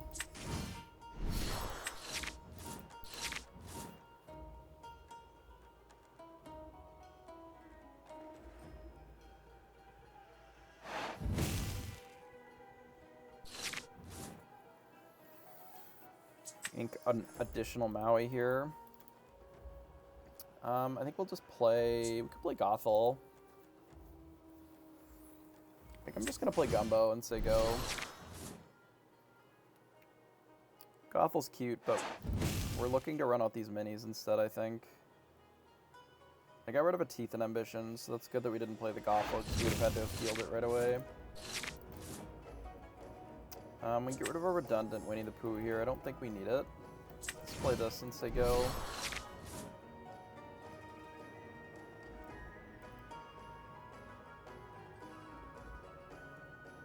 Not the fastest draw I've ever seen. Maybe getting the 2-drop in made more sense. They play Mini Surfer of their own, which is not great.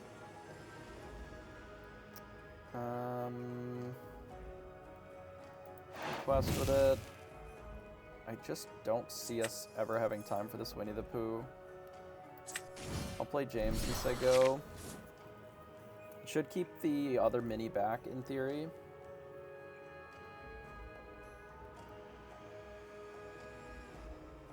Maybe I could have just played with more Uninkables and kept the other James. I just really like it as a card. The stat line feels so favorable. They play a goat. I think we are just going to quest and then use Maui on the Minnie Mouse. And I don't think that we need this extra Gumbo pot. Might. I don't think we do. Yeah. My sleep schedule's been pretty bad lately. I'm not really sure why. I'd like to keep the Judy hops. Maybe get rid of the shield. We'll keep the Gumbo pot just in case we need it. Bash here. We'll heal it. So that the goat can't kill it for free. Keep up.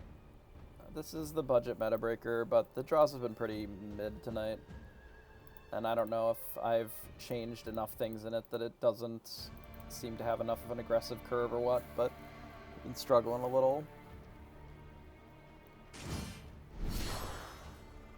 It's fine, they killed James.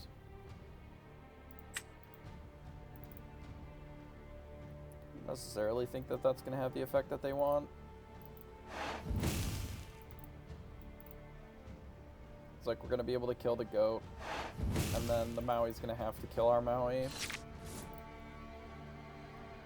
But we are a little behind, so maybe it's okay for them. Kill that.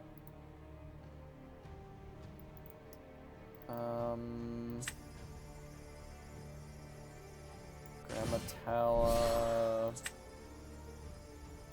Judy on our Pawpsicle, I guess.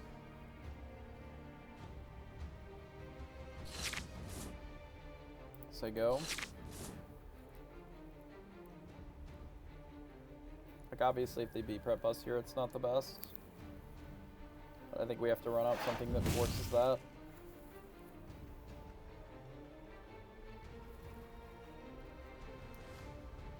It doesn't necessarily put them in an awesome position. So they save their Maui, I guess. Which doesn't really do a lot. They get to keep it, I suppose, so that's something. So we've got, we'll go to 13.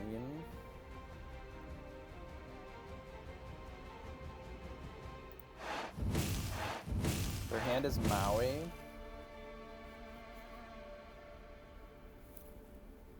And something.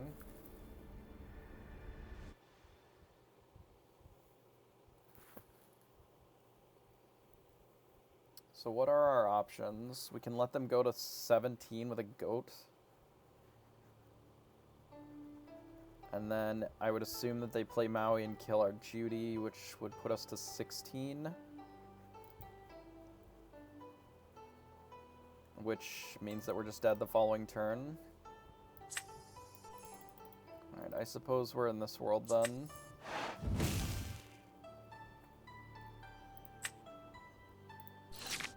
And then we just hope that they don't really have anything particularly exciting, since we have to take a full turn off to draw a new hand. I would consider that to be not generally that exciting.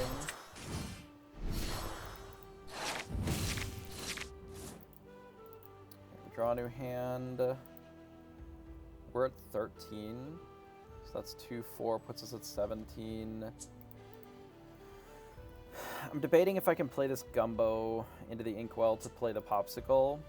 And I think I can, because we're going to need to quest again with something anyway.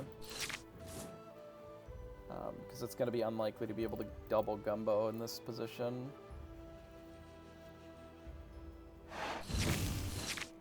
Not bad with the singing of the Maui here. Not good for us, but good for our opponent here.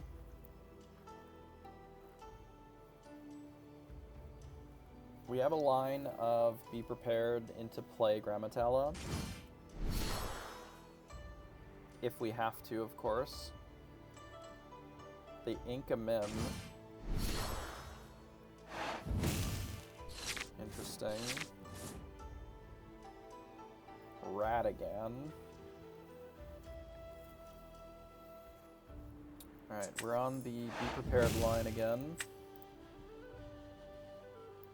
And to just play Grammatella, they go.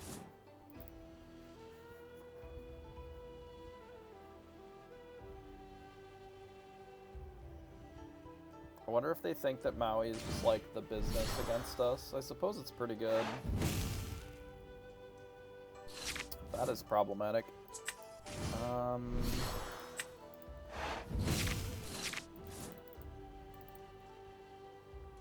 Just like dead to a goat now. I don't love that at all.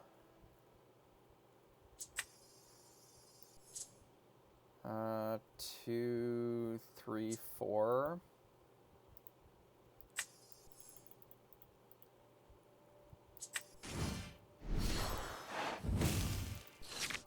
Yeah. That means that in theory we can like sack the dinner bell to draw more cards. So if they have a goat, we're dead.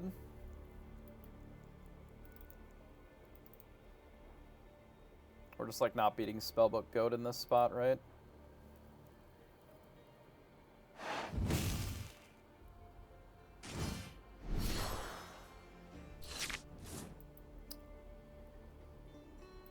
Okay, so we can sack this dinner bell to draw cards first. That'll give us a little bit more information. So we don't have the way to Pabby them right now. But we can go to 17 and play Judy Hops, I guess. And then be prepared their board. It's not awesome, but it's what we got, right?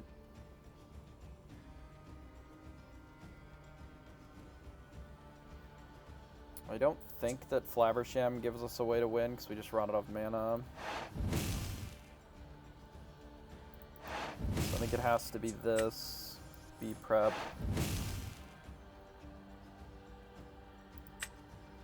Hops, and then just hope that they don't have a goat for 2 turns, I guess. Or another spellbook. Ugh. We know that one of their cards is still a Maui. They may just have an answer to Judy here. Well, there goes the Maui. Here's a Maleficent dragon. A Tremaine, okay.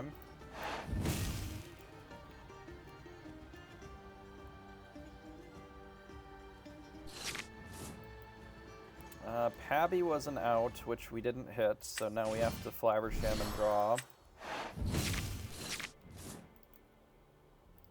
We have no way of... we don't have any healing, because all of our draw has been Flaversham eating all of our Pawpsicles. So we have to do Be Prepared.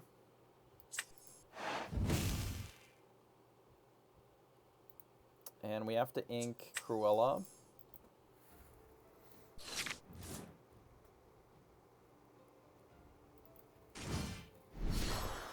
They find a rabbit. How am I gonna win with this Pabby here?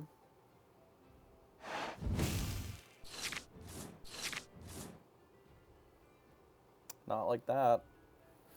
Okay, I guess we're dead. Man, my draws have been so fucking awkward, bud. So fucking awkward. I think I've changed something with the deck that has made it worse. And I'm trying to figure out what that was. All we've changed to play today was the Shield of Virtues. Previously I wasn't running them. And I was just running more Cruellas and more Nick Wilds. And maybe the shields just aren't good.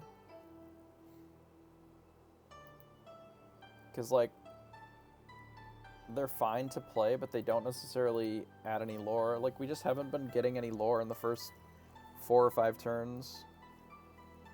Which then makes us a bit behind. It's the only thing that I changed for today. Because my previous list that I was, like, 6-1 or whatever on, I didn't have any of the shields. So maybe the shield just, like, isn't good. How many times have we actually untapped anything? Maybe that's something worth thinking about. Like, how many times have we used the shield for anything other than just, like, garbage? I'm trying to think, and it doesn't seem like it's been very many.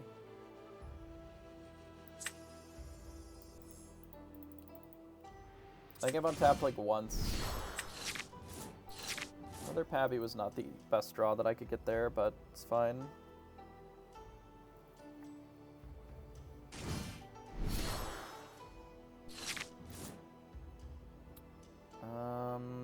Hook. I think I'm supposed to just get rid of the Teeth and Ambitions here and say go.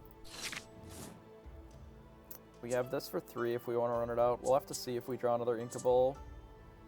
So I'd like to keep the Flaversham and the Nick Wild if possible. But we could also just run out James on 4. Let's discard. Okay, well. Definitely makes me want this Minnie Mouse here.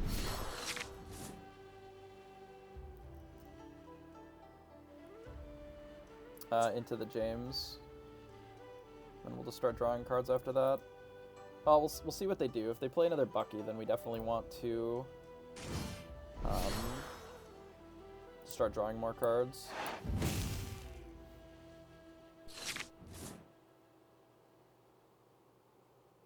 I guess request here, because we're never Nick Wilding in a million years.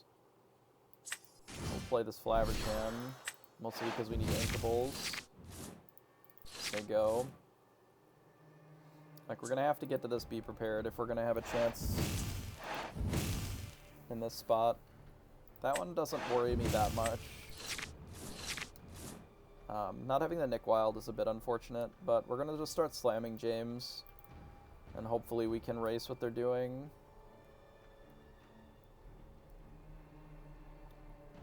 We'll see if they start playing like Beast next turn, on whether or not we can keep up here. Luckily they don't have a ton of pressure, so we play the James. I'm considering actually inking the Teeth, and then next turn maybe having James plus Grammatella. I know that they can Captain Hook and, like, trade into James if they want, but I can also just, like, bash their Captain Hook if they swing in with it. They play another Prince John. They're looking to maybe draw more cards, I suppose.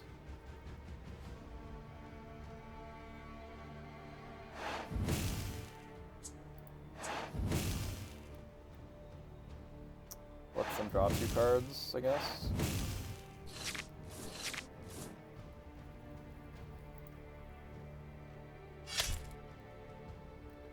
They decide to bash into Flaversham. We can just heal it. I guess we're not playing the Grammatella. Let's Pawpsicle here first. We may just be drawing cards here and let them trade this and not worry too much about it.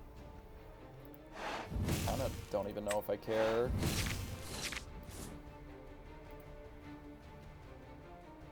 I could use that Pawpsicle actually to heal it.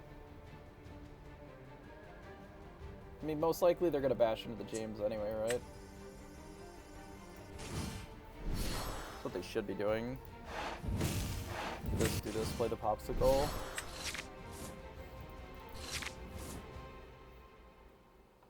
So we're coming in for 7. Like, they have to do something other than making us discard. Like, doing discard stuff isn't really setting them up for success here. I'm gonna hold on to the Be Prepareds just in case they have like a real answer.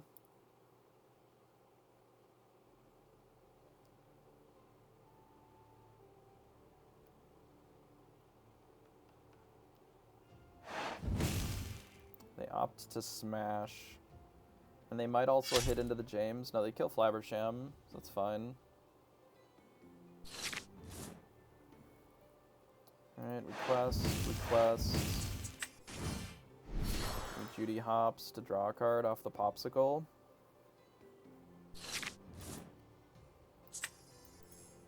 We ink a Maui and say go. Like, they're in a spot where they may have to swords and just start attacking into our James here. Lest they die to them. Like, if they don't have... Like, if they don't have a swords in their hand, they're not really going to be able to do anything about these two.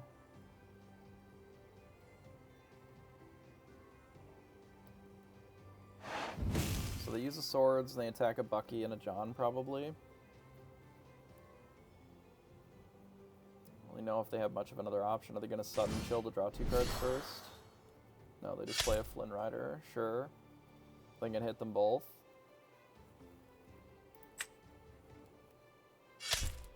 Okay.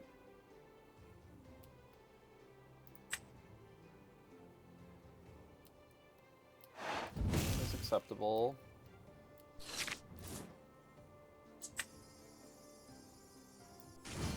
Gumbo pot, heal, Judy hops.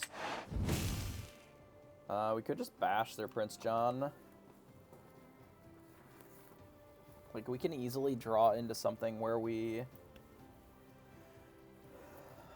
can be prepared their board and, like, have that be favorable for us. What if we just bash Prince John here instead of going to 16? Just, like, say go. Because now if they play Beast, I'm looking to be prepared it anyway. I see, they just kill my Judy. That is fine. Another Prince John into a Daisy Duck. Acceptable. And blow up your board. Say go. Another Prince John into another Daisy Duck. I blow up your board. Say go.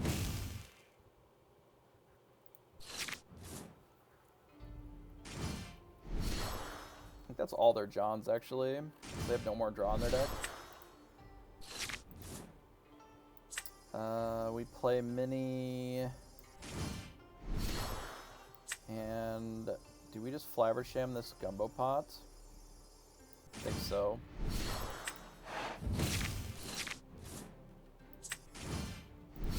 Yeah, that seems fine.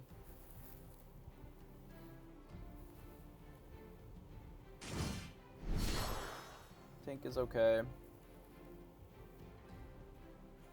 Don't mind Grandmaster going into ink. We discard Teeth and Ambitions, I suppose. I think we need Teeth and Ambitions here. They just not going to attack with Bucky. That would be hilarious. Nice. Okay, let's play the Pawpsicle first. This is a Winnie the Pooh having a think. Request here.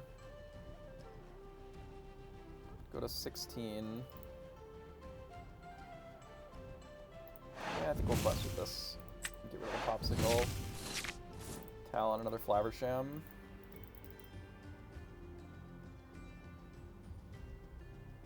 This is awkward because if they have deal 1 damage to everything, like, it's a bit of a beating against us. Could just bop their Flynn Rider, play Winnie the Pooh. Bit of an extra Flaversham.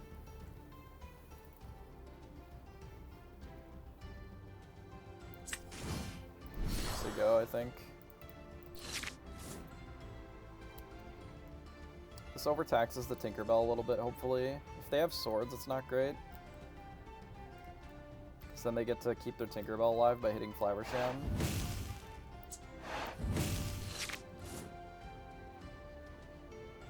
But if they trade Tinkerbell for Maui to hit the mini, that's fine. They're still dead to that. And 1 swords doesn't necessarily solve their problem. They'll have, like, Bucky alive only if they kill the Winnie the Pooh, which is fine.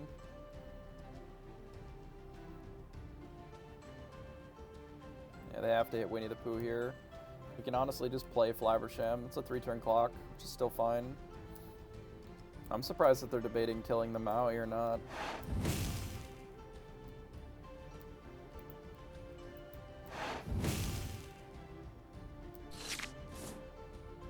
What if I just bash Bucky?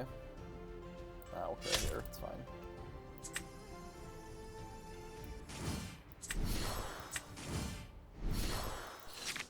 Killing the Bucky's awkward, because then, like, the Tink is just too free.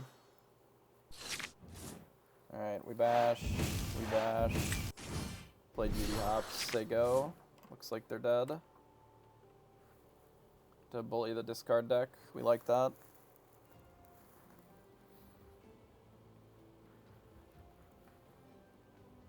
Without any Johns left, it's kind of rough for them to have much of a game.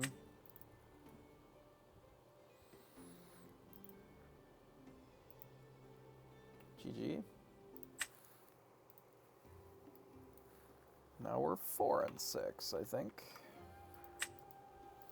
We'll double check at the end to total it up to see if we've got the game count right.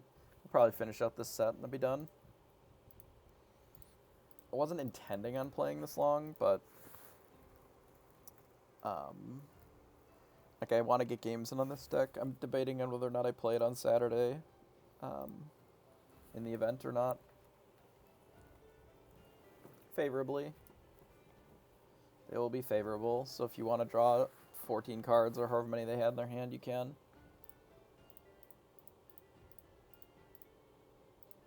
But I find the idea of wheeling in a John deck to be kind of counterintuitive. Like, the benefit of the discard deck is that you run them out of cards and then you just play reasonable threats, Beast and Tinkerbell and whatever. If you're wheeling them, they just draw 17 cards. Kind of feels a little strange to me. This is a good hand. I'll keep this hand. I think we dump Teeth and Ambitions in favor of the shield. Not against Lorcana Decklist, I lied. Seeing as how I guarantee that they're on Maleficent of some flavor, we'll likely be able to use this somewhere that is beneficial to us.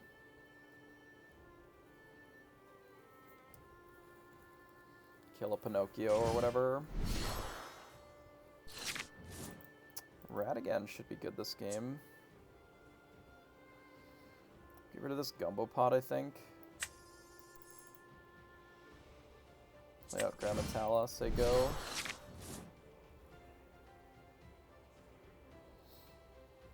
I assume Grammatala should be good for probably either singing the Teeth and Ambitions next turn when we Judy Hops, or she'll be good for like 4 or 5 lore.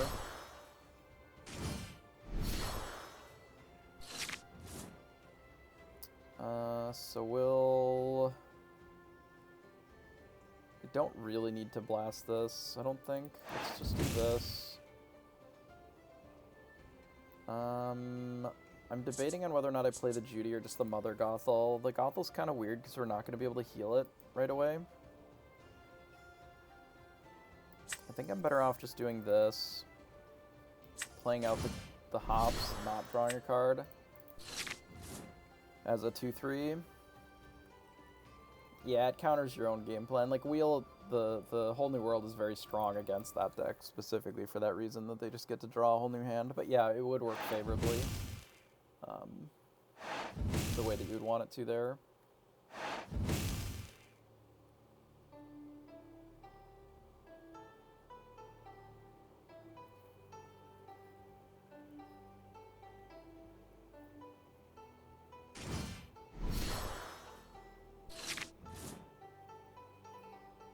There's an Arthur that we can't quite deal with yet.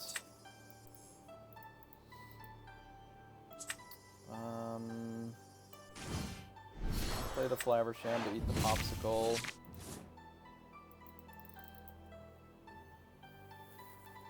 We could bash 2 things into one of these 1-drops. That is an option that would put us a little bit more ahead on ink. Like hops Olaf into it.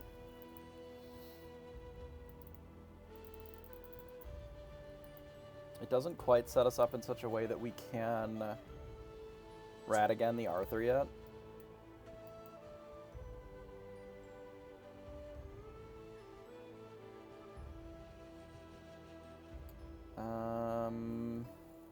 We can always Teeth and Ambitions the Arthur next turn with the Ratigan.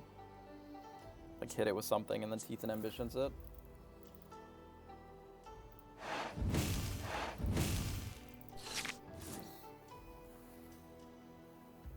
Which we'll probably have to do. Otherwise we're going to keep falling further behind. If they just leave it tapped, we'll Maui it.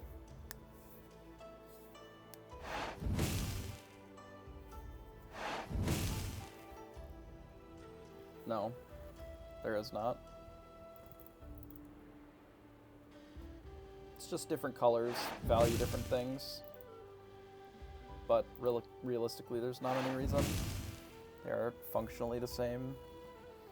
So they opt to bounce the mini. We'll see what they do with this Arthur, outside of just leaving it tapped. I can't imagine they're going to leave it tapped here. So they opt to LaFoe it and play a Pinocchio.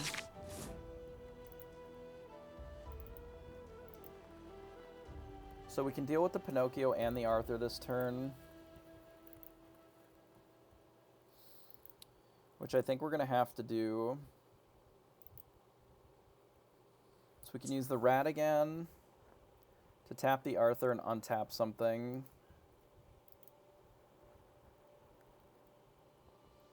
We can Teeth the Pinocchio and then smash 2 things into the Arthur.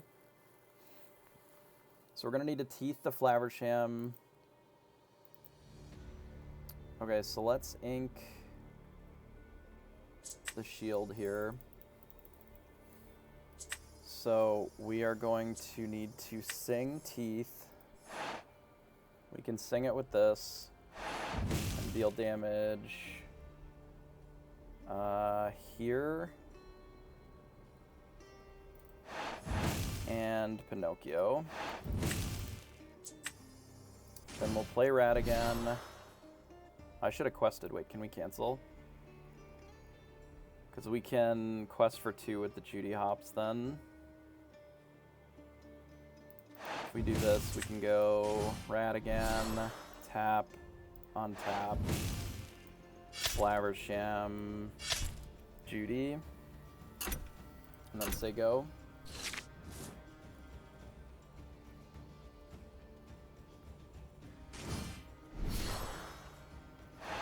Let's play the rabbit. We have 6 on board, which is pretty good. They have also 6 on board, and they can gain 3 this turn. See what we draw. We need a poo. So we're likely going to need to interact with what they're doing a little bit, otherwise we're just dead to a goat.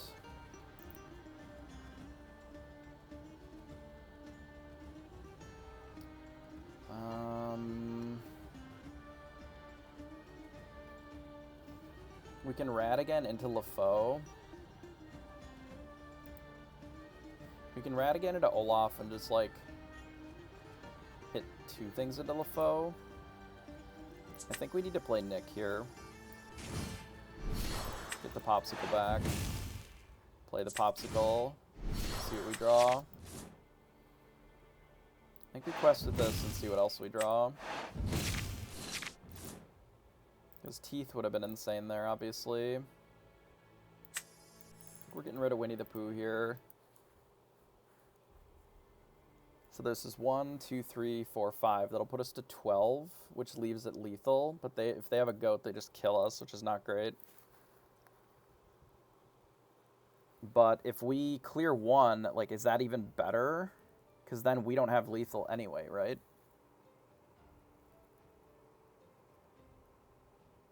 Like, do we have to just hope that they don't kill us? Because they can always attack back as well, then.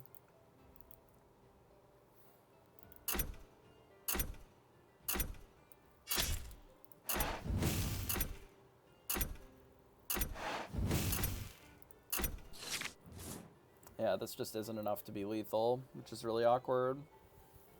Maybe we can just clean up the board if they don't have the reach. And then finish it with the Grandpabby. Because, like, we can kill their whole board, assuming that it's all untapped or whatever.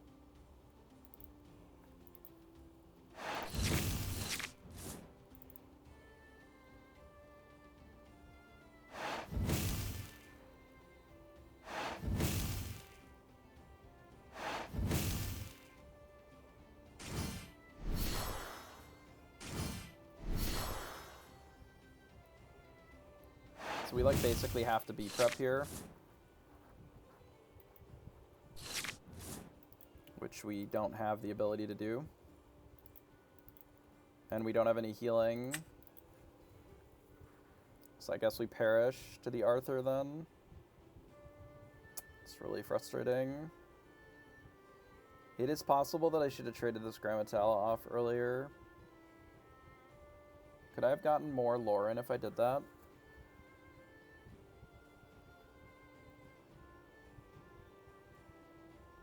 I would have gotten 1 more Lauren. But then we wouldn't have had the Tala questing. It's really unfortunate. I think I should have just quested for the whole thing to leave it at lethal. Because now we just don't have an out, right?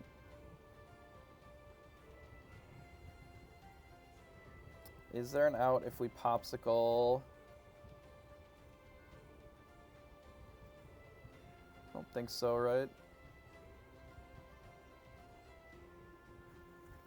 That's really frustrating. I should have just bashed, because that was my only line to victory there. Because we just, with no healing, we can't Pawpsicle there. Or we can't, draw. Did I already have... So when I attacked with the... Wait, did I throw it in the garbage? Did I have Pabby in my hand when I ate the Pawpsicle? I think I did, right?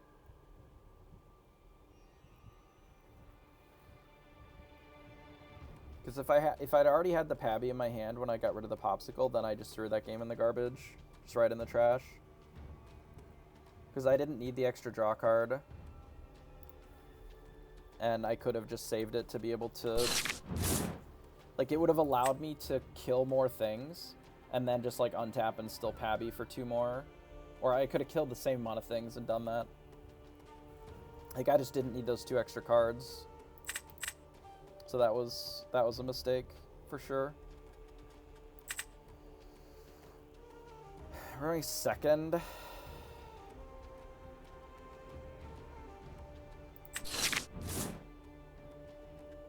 Okay.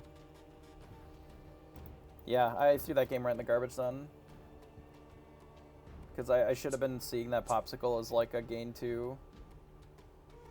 Because then we had the ability to still do the same challenge that we did, while also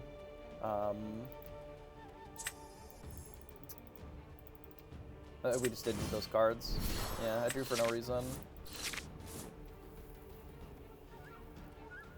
interesting. And maybe I'm doing that a lot more than I think I am. Just like drawing in spots where I don't need to be drawing.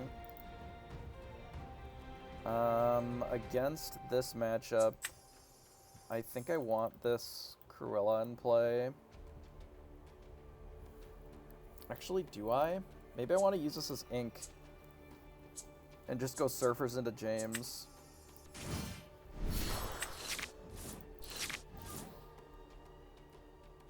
Obviously, if they play a Surfer, we may just run her out, but...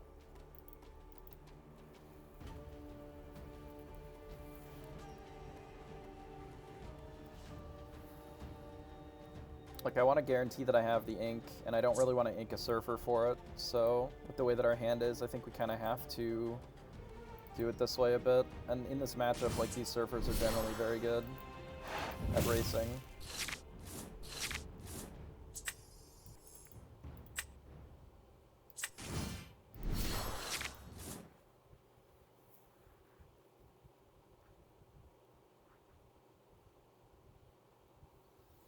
I'm debating on whether or not I play a mini next turn or if I play a James. I honestly think I play James, and then the turn after I play two things. Because I don't think we need this Winnie the Pooh. And I'd rather get this James in play. And we can play like Gumbo Mini. Or potentially just another James next turn. And we can also use the James to do a little bit of board control, because the Mini's already a decent clock.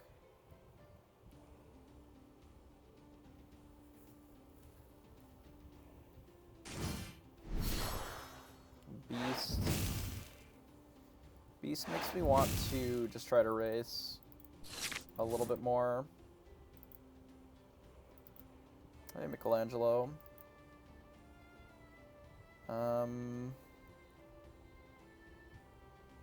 Okay, what if we go to 6 and just play another one?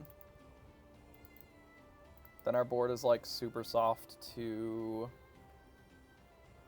Tinkerbell plus Sing B-Prep, or Sing deal 2. Maybe now we try to set up for a Be Prepared to clean up. I think I bash. I don't think the Cruella is good in this matchup. I mean, we could just play James, and if they blow it up, we go to 7. Nah, let's just play a Flabbersham. Let's say go. Like, I want to get us a little bit more positioned to be able to blow up the board, and I think our clock is fine right now. Which means that we should probably ink this one, though I am, in theory, holding it as a follow-up to the board wipe.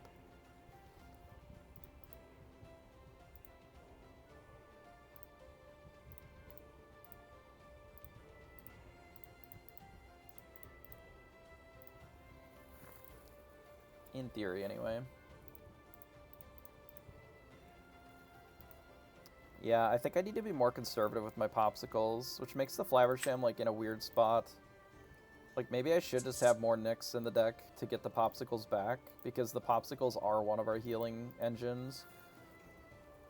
Like, I've been eating a lot of Gumbos with the Flabbersham, and they're, like, the way that we close the game. Maybe I don't even know if I can be doing that. It makes me want to sort of go back to the drawing board to get more of them back. Because if you don't have anything that heals, then the Pabby just doesn't really work. So here's the Tinkerbell, here's the Sing. Oh no, they decide to quest. Okay, that's fine. Not sure that questing is really what they want in this spot, but I can appreciate that. If I attack James, or if I attack with James here, then the Tinkerbell can sort of just eat the Minnie Mouse. We could heal the Minnie Mouse, which makes that not viable with this Gumbo. I could trade James plus a Teeth and Ambitions for this Beast, which I kind of don't hate. you. Here's my thought. I'm going to play this Gumbo Pot. I'm going to heal Minnie Mouse and James. And then what we're going to do is we're going to cast Teeth and Ambitions and deal 2 and 2. And then we're just going to bash here.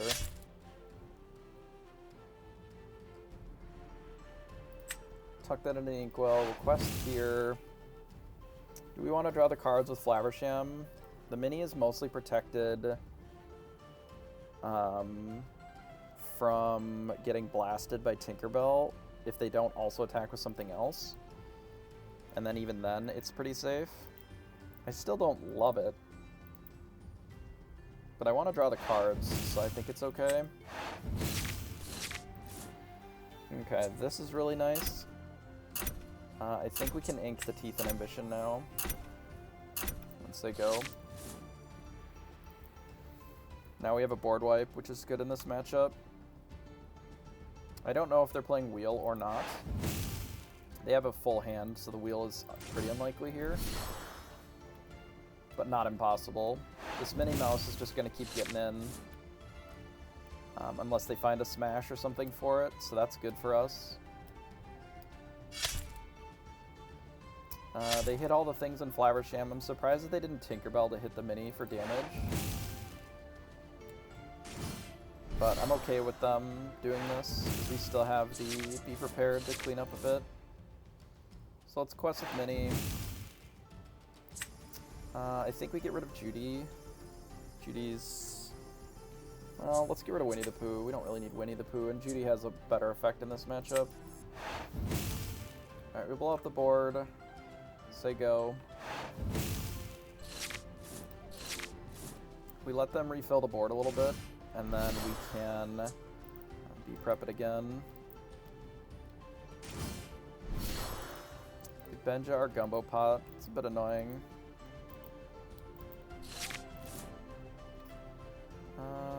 Do we be-prep now? Go to 13, 14 with the goat.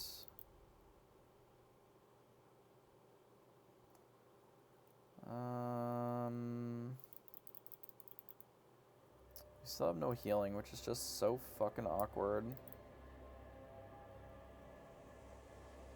If we do James plus Minnie plus Mother Gothel, we can do that next turn. We don't have to do that this turn.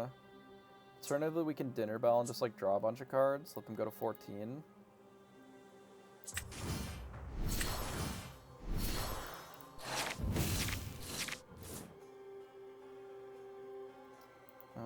Let them draw a bunch of cards, link the Minnie Mouse and say go. We're looking to be-prep them and draw 3 cards next turn, most likely. We'll see how that works out. I'm gonna bounce the Benja to blow up our Dinner Bell. Sure. So we won't draw 3 cards, but that's not the end of the world. We could also just Maui and smash their Merlin. Let them go to 16, 17. I don't like that. I don't like that at all.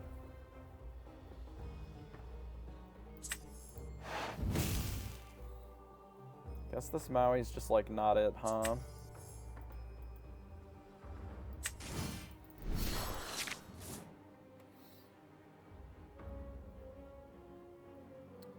Take us to 13. Play double James next turn.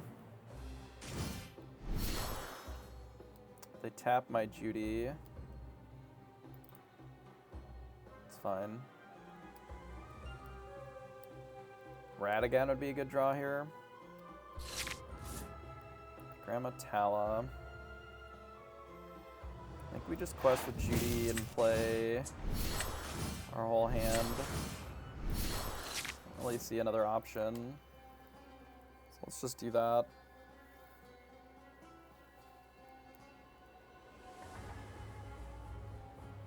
Then go to 16, go to 17, bounce the Gotas 18.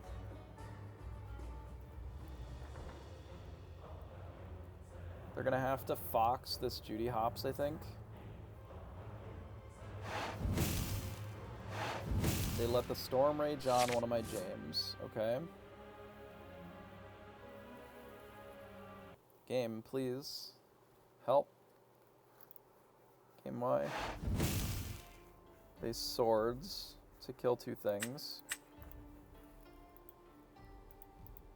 And then they Pinocchio into Judy Hops, okay. So a Gumbo kills them? No, we're still 1 short. Pawpsicle into Gumbo kills them. 7, 8, 9. Yeah, so Pawpsicle into Gumbo kills them. Another Pabby does not kill them.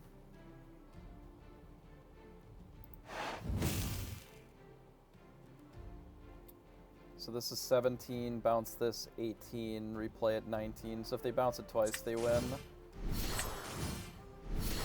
But I can't really play around that anymore, so...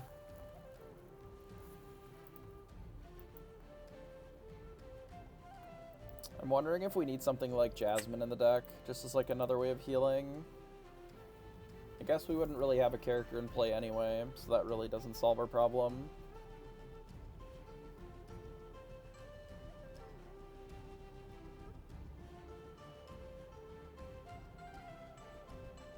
Mother Gothel becomes better if we run the Flower. I do have Nick Wild in the deck. But probably not enough of them.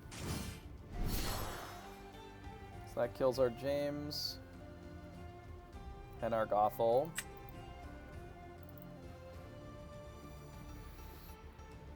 So any healing fixes this problem. They double the Pabby, so then Pabby's dead. So be prepared as another rebuy, I guess.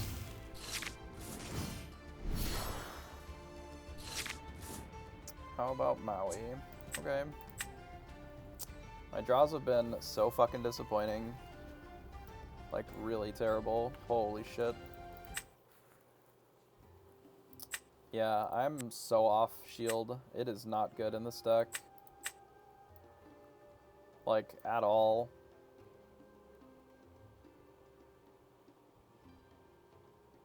I thought we went up to 3 Radigans. Bro, this deck editor fucking sucks. Dude, we specifically added an extra Radigan and we've just been playing without it this whole time. Oh my god. Come on, man. Like, it just doesn't save half the time, it feels like. We had done this.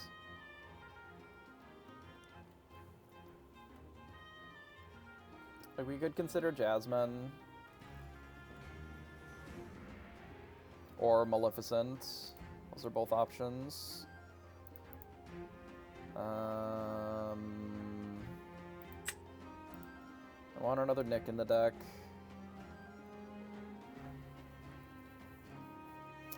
Something else with more power on the board. Perhaps we just want our Cruella back. Or we just run the full James plus the Nick Wilds. I need to look at a real fucking deck editor. This thing.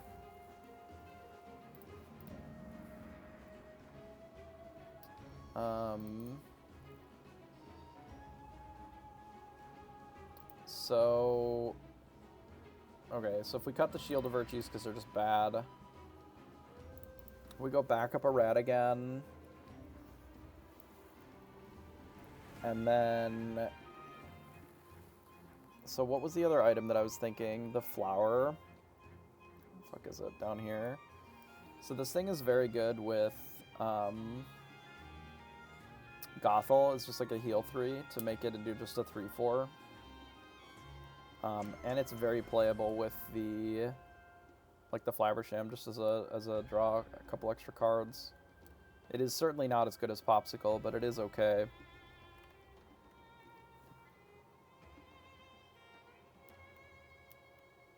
There's a world where like a a coconut basket could be viable in this deck. Like, one. Like, I was thinking, I basically want more healing, because it feels like we're a little short on healing a lot of the time. And a world where you can have a coconut basket in play and you just, like, run out Pabby and heal immediately, rather than having to have the Gumbo pot. Like, I don't think it's as good as the Gumbo, but I think it's maybe viable. We're getting too lost in the sauce again. Let's try maybe one. Something like this. We're gonna actually add any extra nicks, though. Let's do it like this.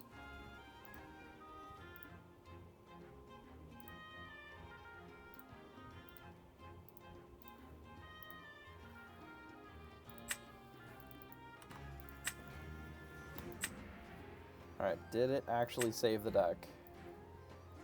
It did. Kind of obnoxious. Okay. Like, maybe the deck is just cute, but not good. I don't know. If its draws need to be very specific for it to work out, like, then maybe it isn't really that viable.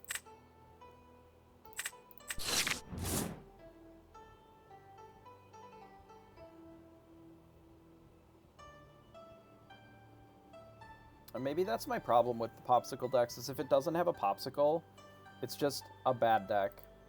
Like, straight up. If you don't have a Pawpsicle on turn 1, your deck is bad. And maybe that's secretly the answer to the problem here. Which is that the deck is bad by its very nature. Because it just, like, this card is bad, Nick Wild is unplayable. Like, half of our cards are not good without the Pawpsicle, so if you don't have it, like, then what's your plan? You know? And it's different, I think, if your plan is... I mean, but it isn't even just a combo deck. Like, this card, like, the whole blue draw engine in general sucks without that card. So, like, yeah, it's sort of a combo in that regard, but, like, the whole benefit of the color to have any draw at all... Sure.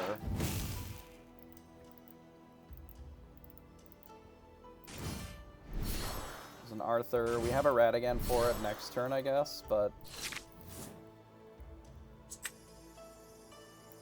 I mean, okay, we get rid of this. This quest. We can deal with Arthur next turn. Being on the draw is just so miserable in this matchup. I can't stand this card, like this whole deck. The Arthur, the Pinocchio, like the whole thing is just so fragile in my opinion.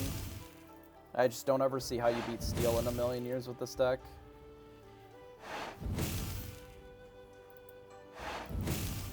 But it just, every deck that I actually like playing, because I can't stand playing the Steel decks, but all the decks that I like playing just keep getting shit on by it.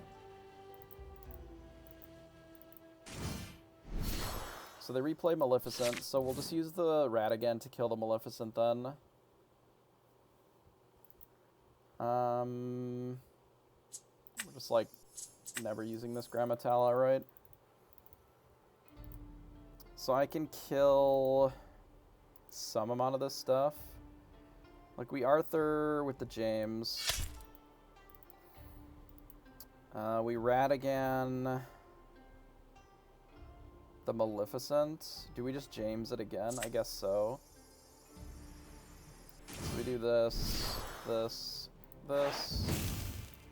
Bash it. And I guess we just quest.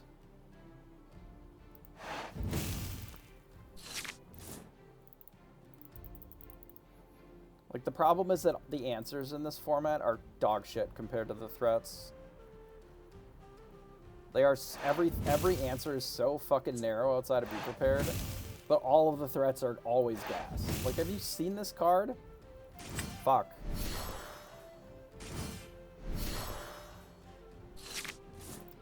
Well, we should have...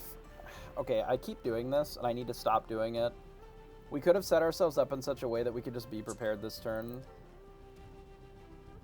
Like, we had a very viable option to Grammatala instead of using James twice. I could have been at 8 lore this turn, because we could have quested with James. Untap James to kill the Arthur, use this to kill the Maleficent. And then I just, like, am able to use Be Prepared, and now I just can't be prepared, so we're dead on board. I'm just, like, playing really fucking bad. I need to stop playing. I'm playing really shit. I don't know. I guess the deck's not good. Something that I've done to it has made it not be able to beat that deck. We're, what, 87, 59?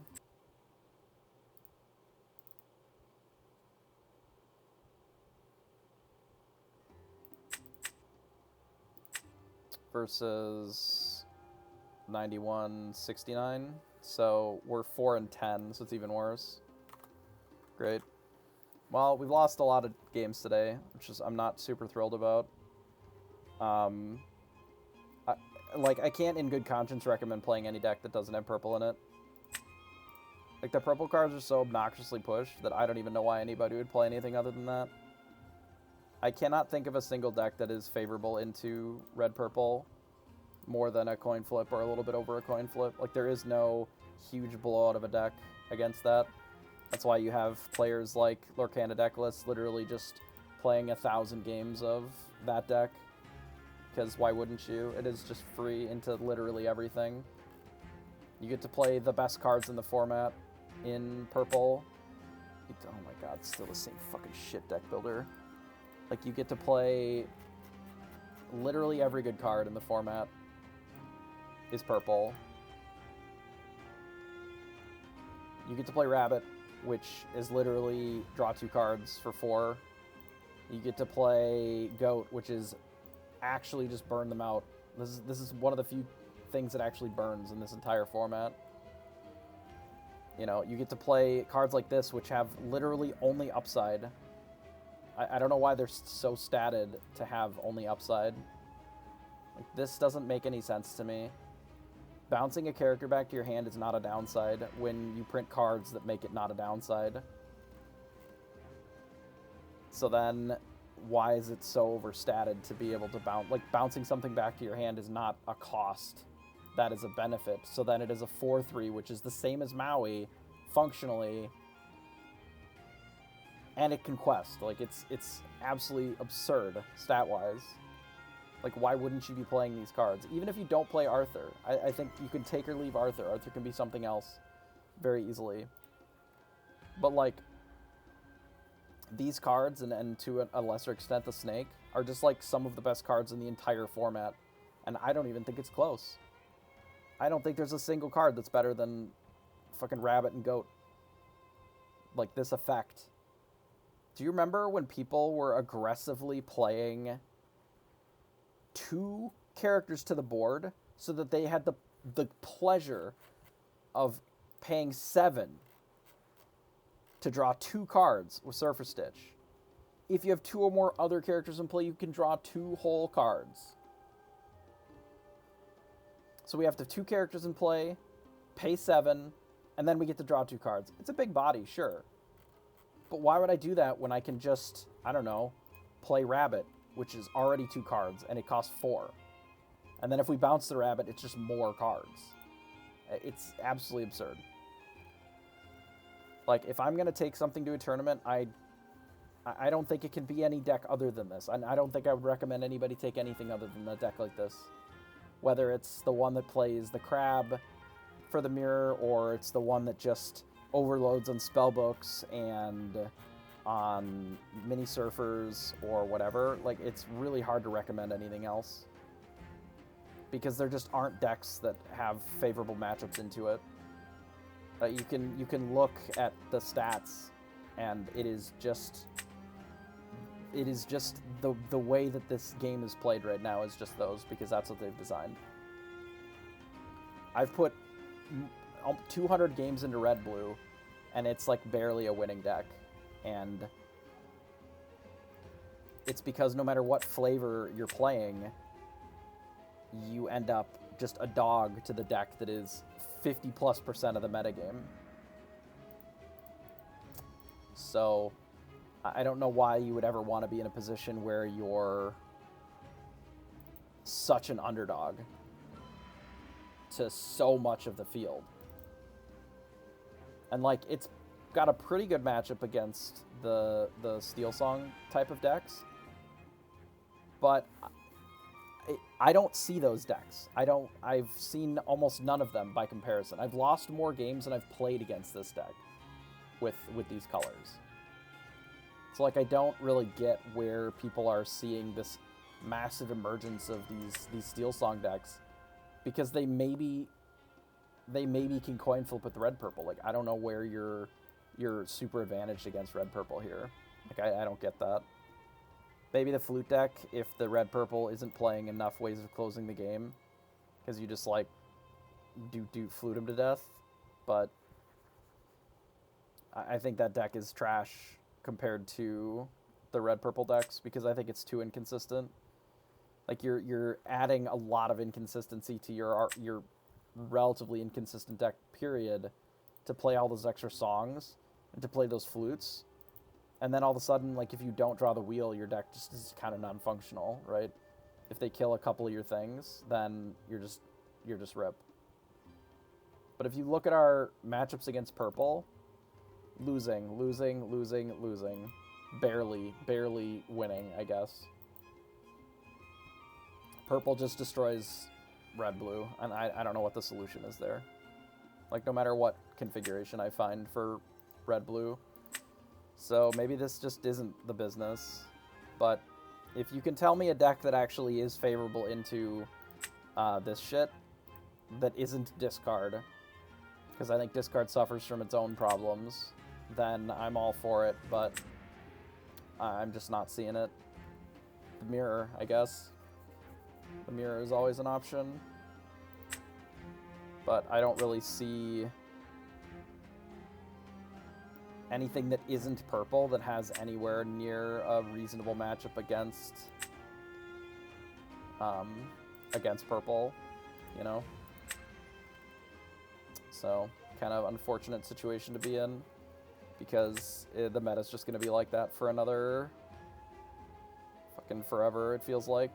Because we're not getting set 3 until, what, February something? Mid-February? And maybe the locations will change that, but I highly doubt it. I can't imagine that there's going to be a location that changes how the purple cards work to the point where there's any semblance of balance here. It may not be paired with red. I could see that as a possibility.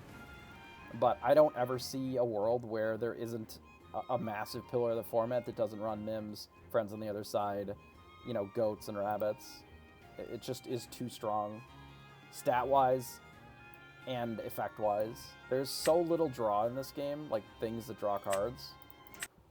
Looking at all of the draw cards, like, can I even search draw? Draw. There's a handful of things that draw cards. Some amount of them, I guess. Most of them are in purple that are good, right? This cycles and draws. Like, Stitch is a good draw card spell. Rapunzel's obviously great. This is sort of an engine on its own, but I wouldn't really consider this draw card, because if you don't draw the Prince John, your deck just doesn't have any engine then. This is an engine similar to the way that Pawpsicle is an engine. If you don't have Pawpsicle with your Flaversham, like, you literally can't function. Your deck is, you know, not doing anything. And then Steel has some amount of draw, but a lot of it is very conditional or mirrored, right? The Beast is good if it's untapped. The Whole New World, if you can leverage it and make it, you know, a bit more one-sided. But a lot of these are just sort of cantrips or cycles.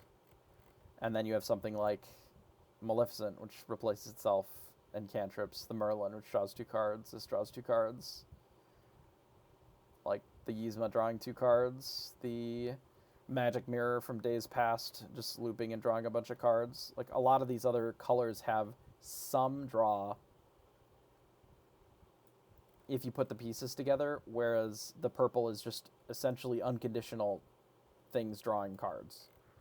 There's no, my thing has to be damaged, I have to sacrifice an item, I have to be less cards than my opponent, I gotta be untapped. You know, I have to discard a card if I draw a card. You know, it needs to be above a certain amount of power. You know, this is more looting, this is looting. I have to have no cards in my hand.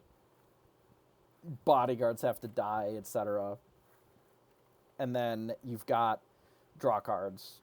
Draw card. Draw card, draw card. Draw 2 cards, draw card. If you drain a lore, draw 2 cards. It's rough. Even the better yellow or amber draw spells are pretty conditional. You know, I have to remove damage to be able to do it. I have to have other characters in play. Like, the best draw is in purple, but then also the best lore gain is in purple. Illustrator lore, and that's not what I wanted. Lore. Contains lore. Oh, that's just every character.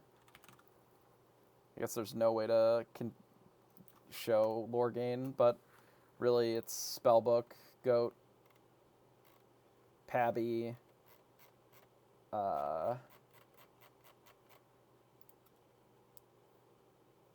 and Flute is basically it. Flute.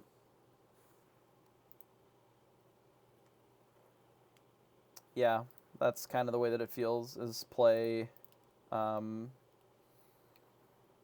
purple deck of some flavor, whether it's aggressive or more control-y or built more for the mirror or whatever, or you have to play something that is a whole new world. Like, you have to play a steel deck that leverages whole new world better than your opponent does, right? Because I don't think that if you're not playing one of these 3 colors, you're probably not winning a tournament. Unironically. Like, if you're not playing red or steel, you probably aren't able to keep up with what opponents are doing because you just don't have any board control at all. And then I would say purple is also very strong. You can do purple-yellow, you know, just be aggressive or whatever. But I think you have to pick one of these colors at minimum and play it. Otherwise, you're just, like, not competing on the same axis as your opponents. Like, if you're playing something with one of these color pairings, I think your deck is just going to fall too far behind. I just don't think your card quality is high enough without one of these other ones, which is really sad. Like, I think there are very good green cards, and there's some pretty good blue cards, and obviously there's good amber cards, but comparatively with what the other colors are offering, they're just, like, way too conditional, overcosted by comparison. I don't know. I don't really want to be playing the rabbit deck, but, like, I don't really see an option. I've tried to come up with something alternative, and I do think that this deck is viable, especially for the budget, right? Because it is pretty cheap, but, like, obviously if we just run into this over and over, you know, we're at best a coin flip against it, and worst, probably worse than that. I didn't even see what our matchup was with the last version of the deck. I don't think there's any deck that is good into purple, no. Discard is okay sometimes, because you just, like, if you run out your solitaire combo, they just don't have an answer to it, and you just get them that way. But I don't really think that there's a super good way of beating the purple deck and not having a deck that entirely relies on, like, one card, right? If you think about, for example, the discard deck, right, there's no things that counter what they're doing. If you literally can't 1-for-1 an opponent whose half their cards replace themselves by drawing another card. Like, you're just not going to 1-for-1 them because the removal spells are not good enough to be able to 1-for-1. right? There are some spots where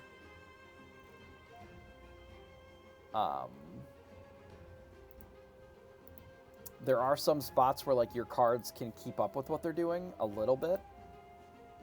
But like if your opponent just goes, here's, you know, play an Olaf, bounce it with the snake, play a Maleficent, play a rabbit, they've committed fucking nothing to the board. They're up cards. All they've done is add things to the inkwell, and they're just up card. They're up equity on board, and you're not. Even if you answer all of the things. And that, I think, is what's insane. I don't know. Supposedly the game was entirely designed around locations. Like, from the beginning it was designed around locations, and we don't have those yet. So the game that we're playing now is just, like, not complete. And the questions... Yeah, exactly. Exactly. The questions are much better than the answers. By a huge margin. Yeah, supposedly the original set... This is what I've heard, is that the original, like, set 1 was, like, 600 or 700 cards. Like, it was the first 3 sets combined, basically. So if that's the case, then, like, we're playing an incomplete... We're playing a bit of an incomplete game. Which, the game is still good. But it means that it's really awkward to interact with, because we don't know what we don't know. Like, we don't know... Maybe there are answers to this stuff that are favorable, you know, but we just, like, don't have any sense of what that would look like. Like, there's no reason that you shouldn't just be doing this stuff. Whether it's this version or the Arthur version with LeFou and just, like, doing that part, or, you know, whether you're playing your crabs and there's some versions that I saw that are literally, they're not even playing any of the big stuff. They're just playing Arthur and Minnie and LeFou and just all those pieces. And they're just intending on, like, barfing out things fast that replace themselves. And then even if you manage to clean up the first few things that they play, they just, you know, play more and then finish it with the goat. Like, the fact that every time that I look at one of these Pawpsicle decks, that all of my cards, even the ones that replace themselves, James and sometimes Nick Wilde and sometimes Flaversham, like, the cards that are good at doing another thing are just worse at it than the equivalency purple cards at the same cost. If I don't draw Pawpsicle, I can't play these cards. Like, I can't play Flaversham or Nick Wilde. They're just not good. Nick Wilde literally doesn't have text without a Pawpsicle. But the rabbit doesn't give a shit. Like, it just doesn't care. It just can still draw the cards. You know, that's why I was originally attracted to something like James here, because it always gets value when it dies. So then, in theory, you can play a similar-ish game to what Purple is doing. You know, you play this, like Winnie the Pooh when it quests, it gets some value, like Judy Hobson gets some value or whatever. They're pretty lore-dense, so that's nice. But then, all of a sudden, you run into just a deck that is bouncing their rabbit to play a fox, so they're up 3 cards, they trade with yours, like, they're just ahead of you by so much. I still think this deck is good, and I definitely think for the budget that it's probably one of the better ones that you can be doing. I've had good results with it against non-purple decks, but we played against purple like 4 or 5 times today, maybe more, and we just, like, we won maybe 2 of them out of 5. And there were a couple that I played a little bit wrong, but, like, the fact that you have to play so tight to even have a chance of winning those matchups is already miserable, right? Like, I don't want to have to play perfectly to have an, you know, an outside shot at maybe closing the game, when you can literally just play like a donkey with this deck, but you have so many resources that sometimes it just doesn't matter. And I think that's what I find to be interesting, is, like, you don't have to be optimal with your resources a lot of times. and you can still win just fine. Because you have so many choices to play with, it doesn't matter if you're choosing to play a Maleficent or choosing to play a Rabbit or if you bounce a Mini or whatever. You just have so many more cards to work with because they all replace themselves.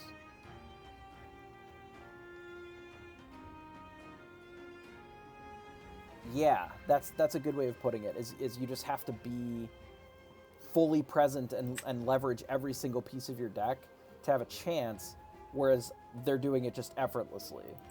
You know, you play your, you know, your rabbits and your goats. Like, goat just closes the game. You don't have to do the math on, oh, can I heal enough things with Pabby to sort of close out the game and, you know, actually have a shot at closing by, you know, counting, oh, here's how many damage counters that I have on my characters. I can heal with these items that I set up ahead of time, like turns prior. You know, I have to not always just ink my Pawpsicle because I can't use my draw engine, which is also my closing combo engine, because then I might not have the ability to heal and actually get the extra lore. Or you're just like, he who play goat, bounce goat, like...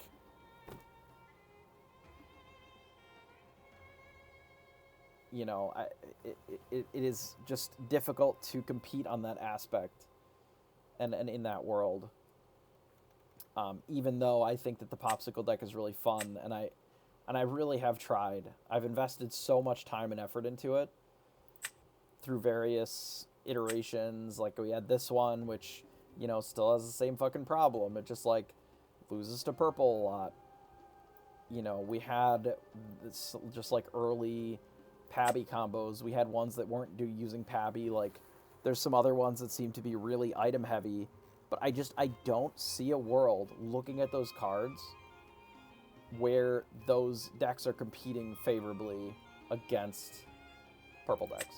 Like, even with all of everything lining up perfectly, you're still just at risk of them, you know, tremaining you to death or whatever. You know, you just don't have enough threats for them to be able to do it, and then they just close with a spell book or whatever. You know, I don't know. It's really tough. I don't know what the answer is. I was considering playing this deck this weekend, but if I even play this weekend, I'll probably just play a version of this, because otherwise I just don't feel like you have a reasonable chance of winning. Either you play this or you play Steel Song, or I don't think you're playing a truly competitive deck.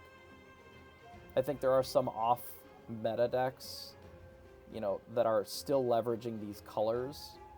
Like the Steel Purple, I think there's something in here that probably is viable against these decks. You know, playing this color combo, but I think if you're not playing purple... I don't know. Yeah, I don't really find the Steel Song to be particularly my style of deck, which then it leads me into having to play something like this. So we may tweak the bounce house a little bit. I'm thinking of adding some Ursulas somewhere in here. Maybe more spellbooks. I don't know.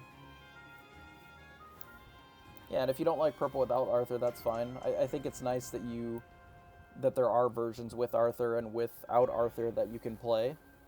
For my money, I haven't really liked Arthur because I find the card to be not really what I want to be doing, because anytime that you don't have like a favorable bounce thing, it's just like a piece of shit. Like, he's really, really not good. Basically, you have to play an aggro deck for the Arthur to be viable, right?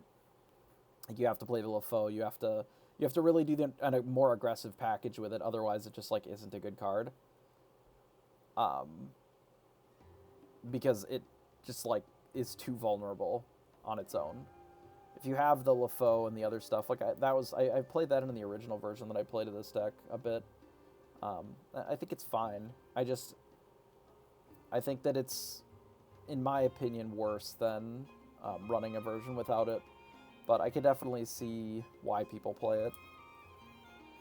For my money, I'd rather just play a full set of the Minnie Mouse surfers and then do stuff like the spellbooks. Like, I don't really like Yzma that much. I think it's fine, but it's not really my favorite card. So I'm pretty sure that I'm gonna end up cutting Yzma and maybe one of the Tremaines for a couple of Ursulas. Something like that. That allows us to still keep a pretty high uninkable count, or a pretty high inkable count, and then have a decent pile, assuming that you want to play the Pinocchios. I don't know.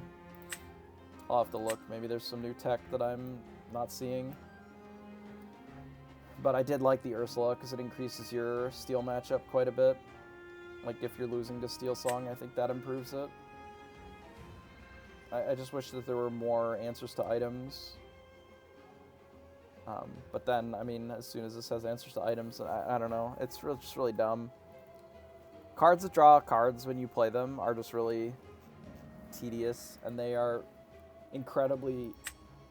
They're always overpowered, right, when you look at them. I mean, even think about something like Elvish Visionary from Magic. It was just like a 2-drop that, you know, when it came into play, it drew another card. And it, on paper, looks not that strong, but then the reality is that it ended up being just quite powerful, right? And people would play it in decks just because it replaced itself, which is all it needed to do. It didn't really need to do much else, just place itself when it comes into play. And this deck, even the previous red-purple deck, was already playing the Maleficents in huge numbers. I don't know. I'm just not sure. I don't love this other deck, but like I can't really argue with the win rate on it either. You know, I keep slamming my head against the wall with this blue-red.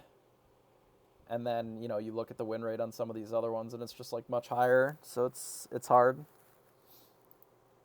It is hard. I don't know. Maybe we'll have to go back to the drawing board. Maybe we'll try a flute deck and see how we like it. It's just not really my jam. But do you thank everybody for hanging out. See if anybody's even on. It's kind of early in the day here. Not really. Okay. It's fine. Well, thanks for watching. Appreciate you sticking around for the rant at the end. Like, I don't know. I want the deck to be better than it is, I guess. And maybe there's a configuration in here that just doesn't use the Pabby combo, but I think once you take the Pabby combo out, then you just don't have any reach either.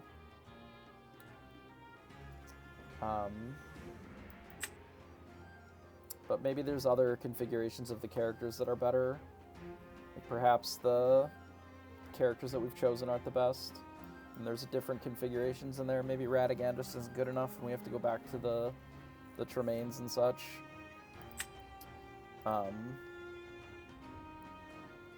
Makes the deck a little bit more expensive, but it's possible that like you just need some removal.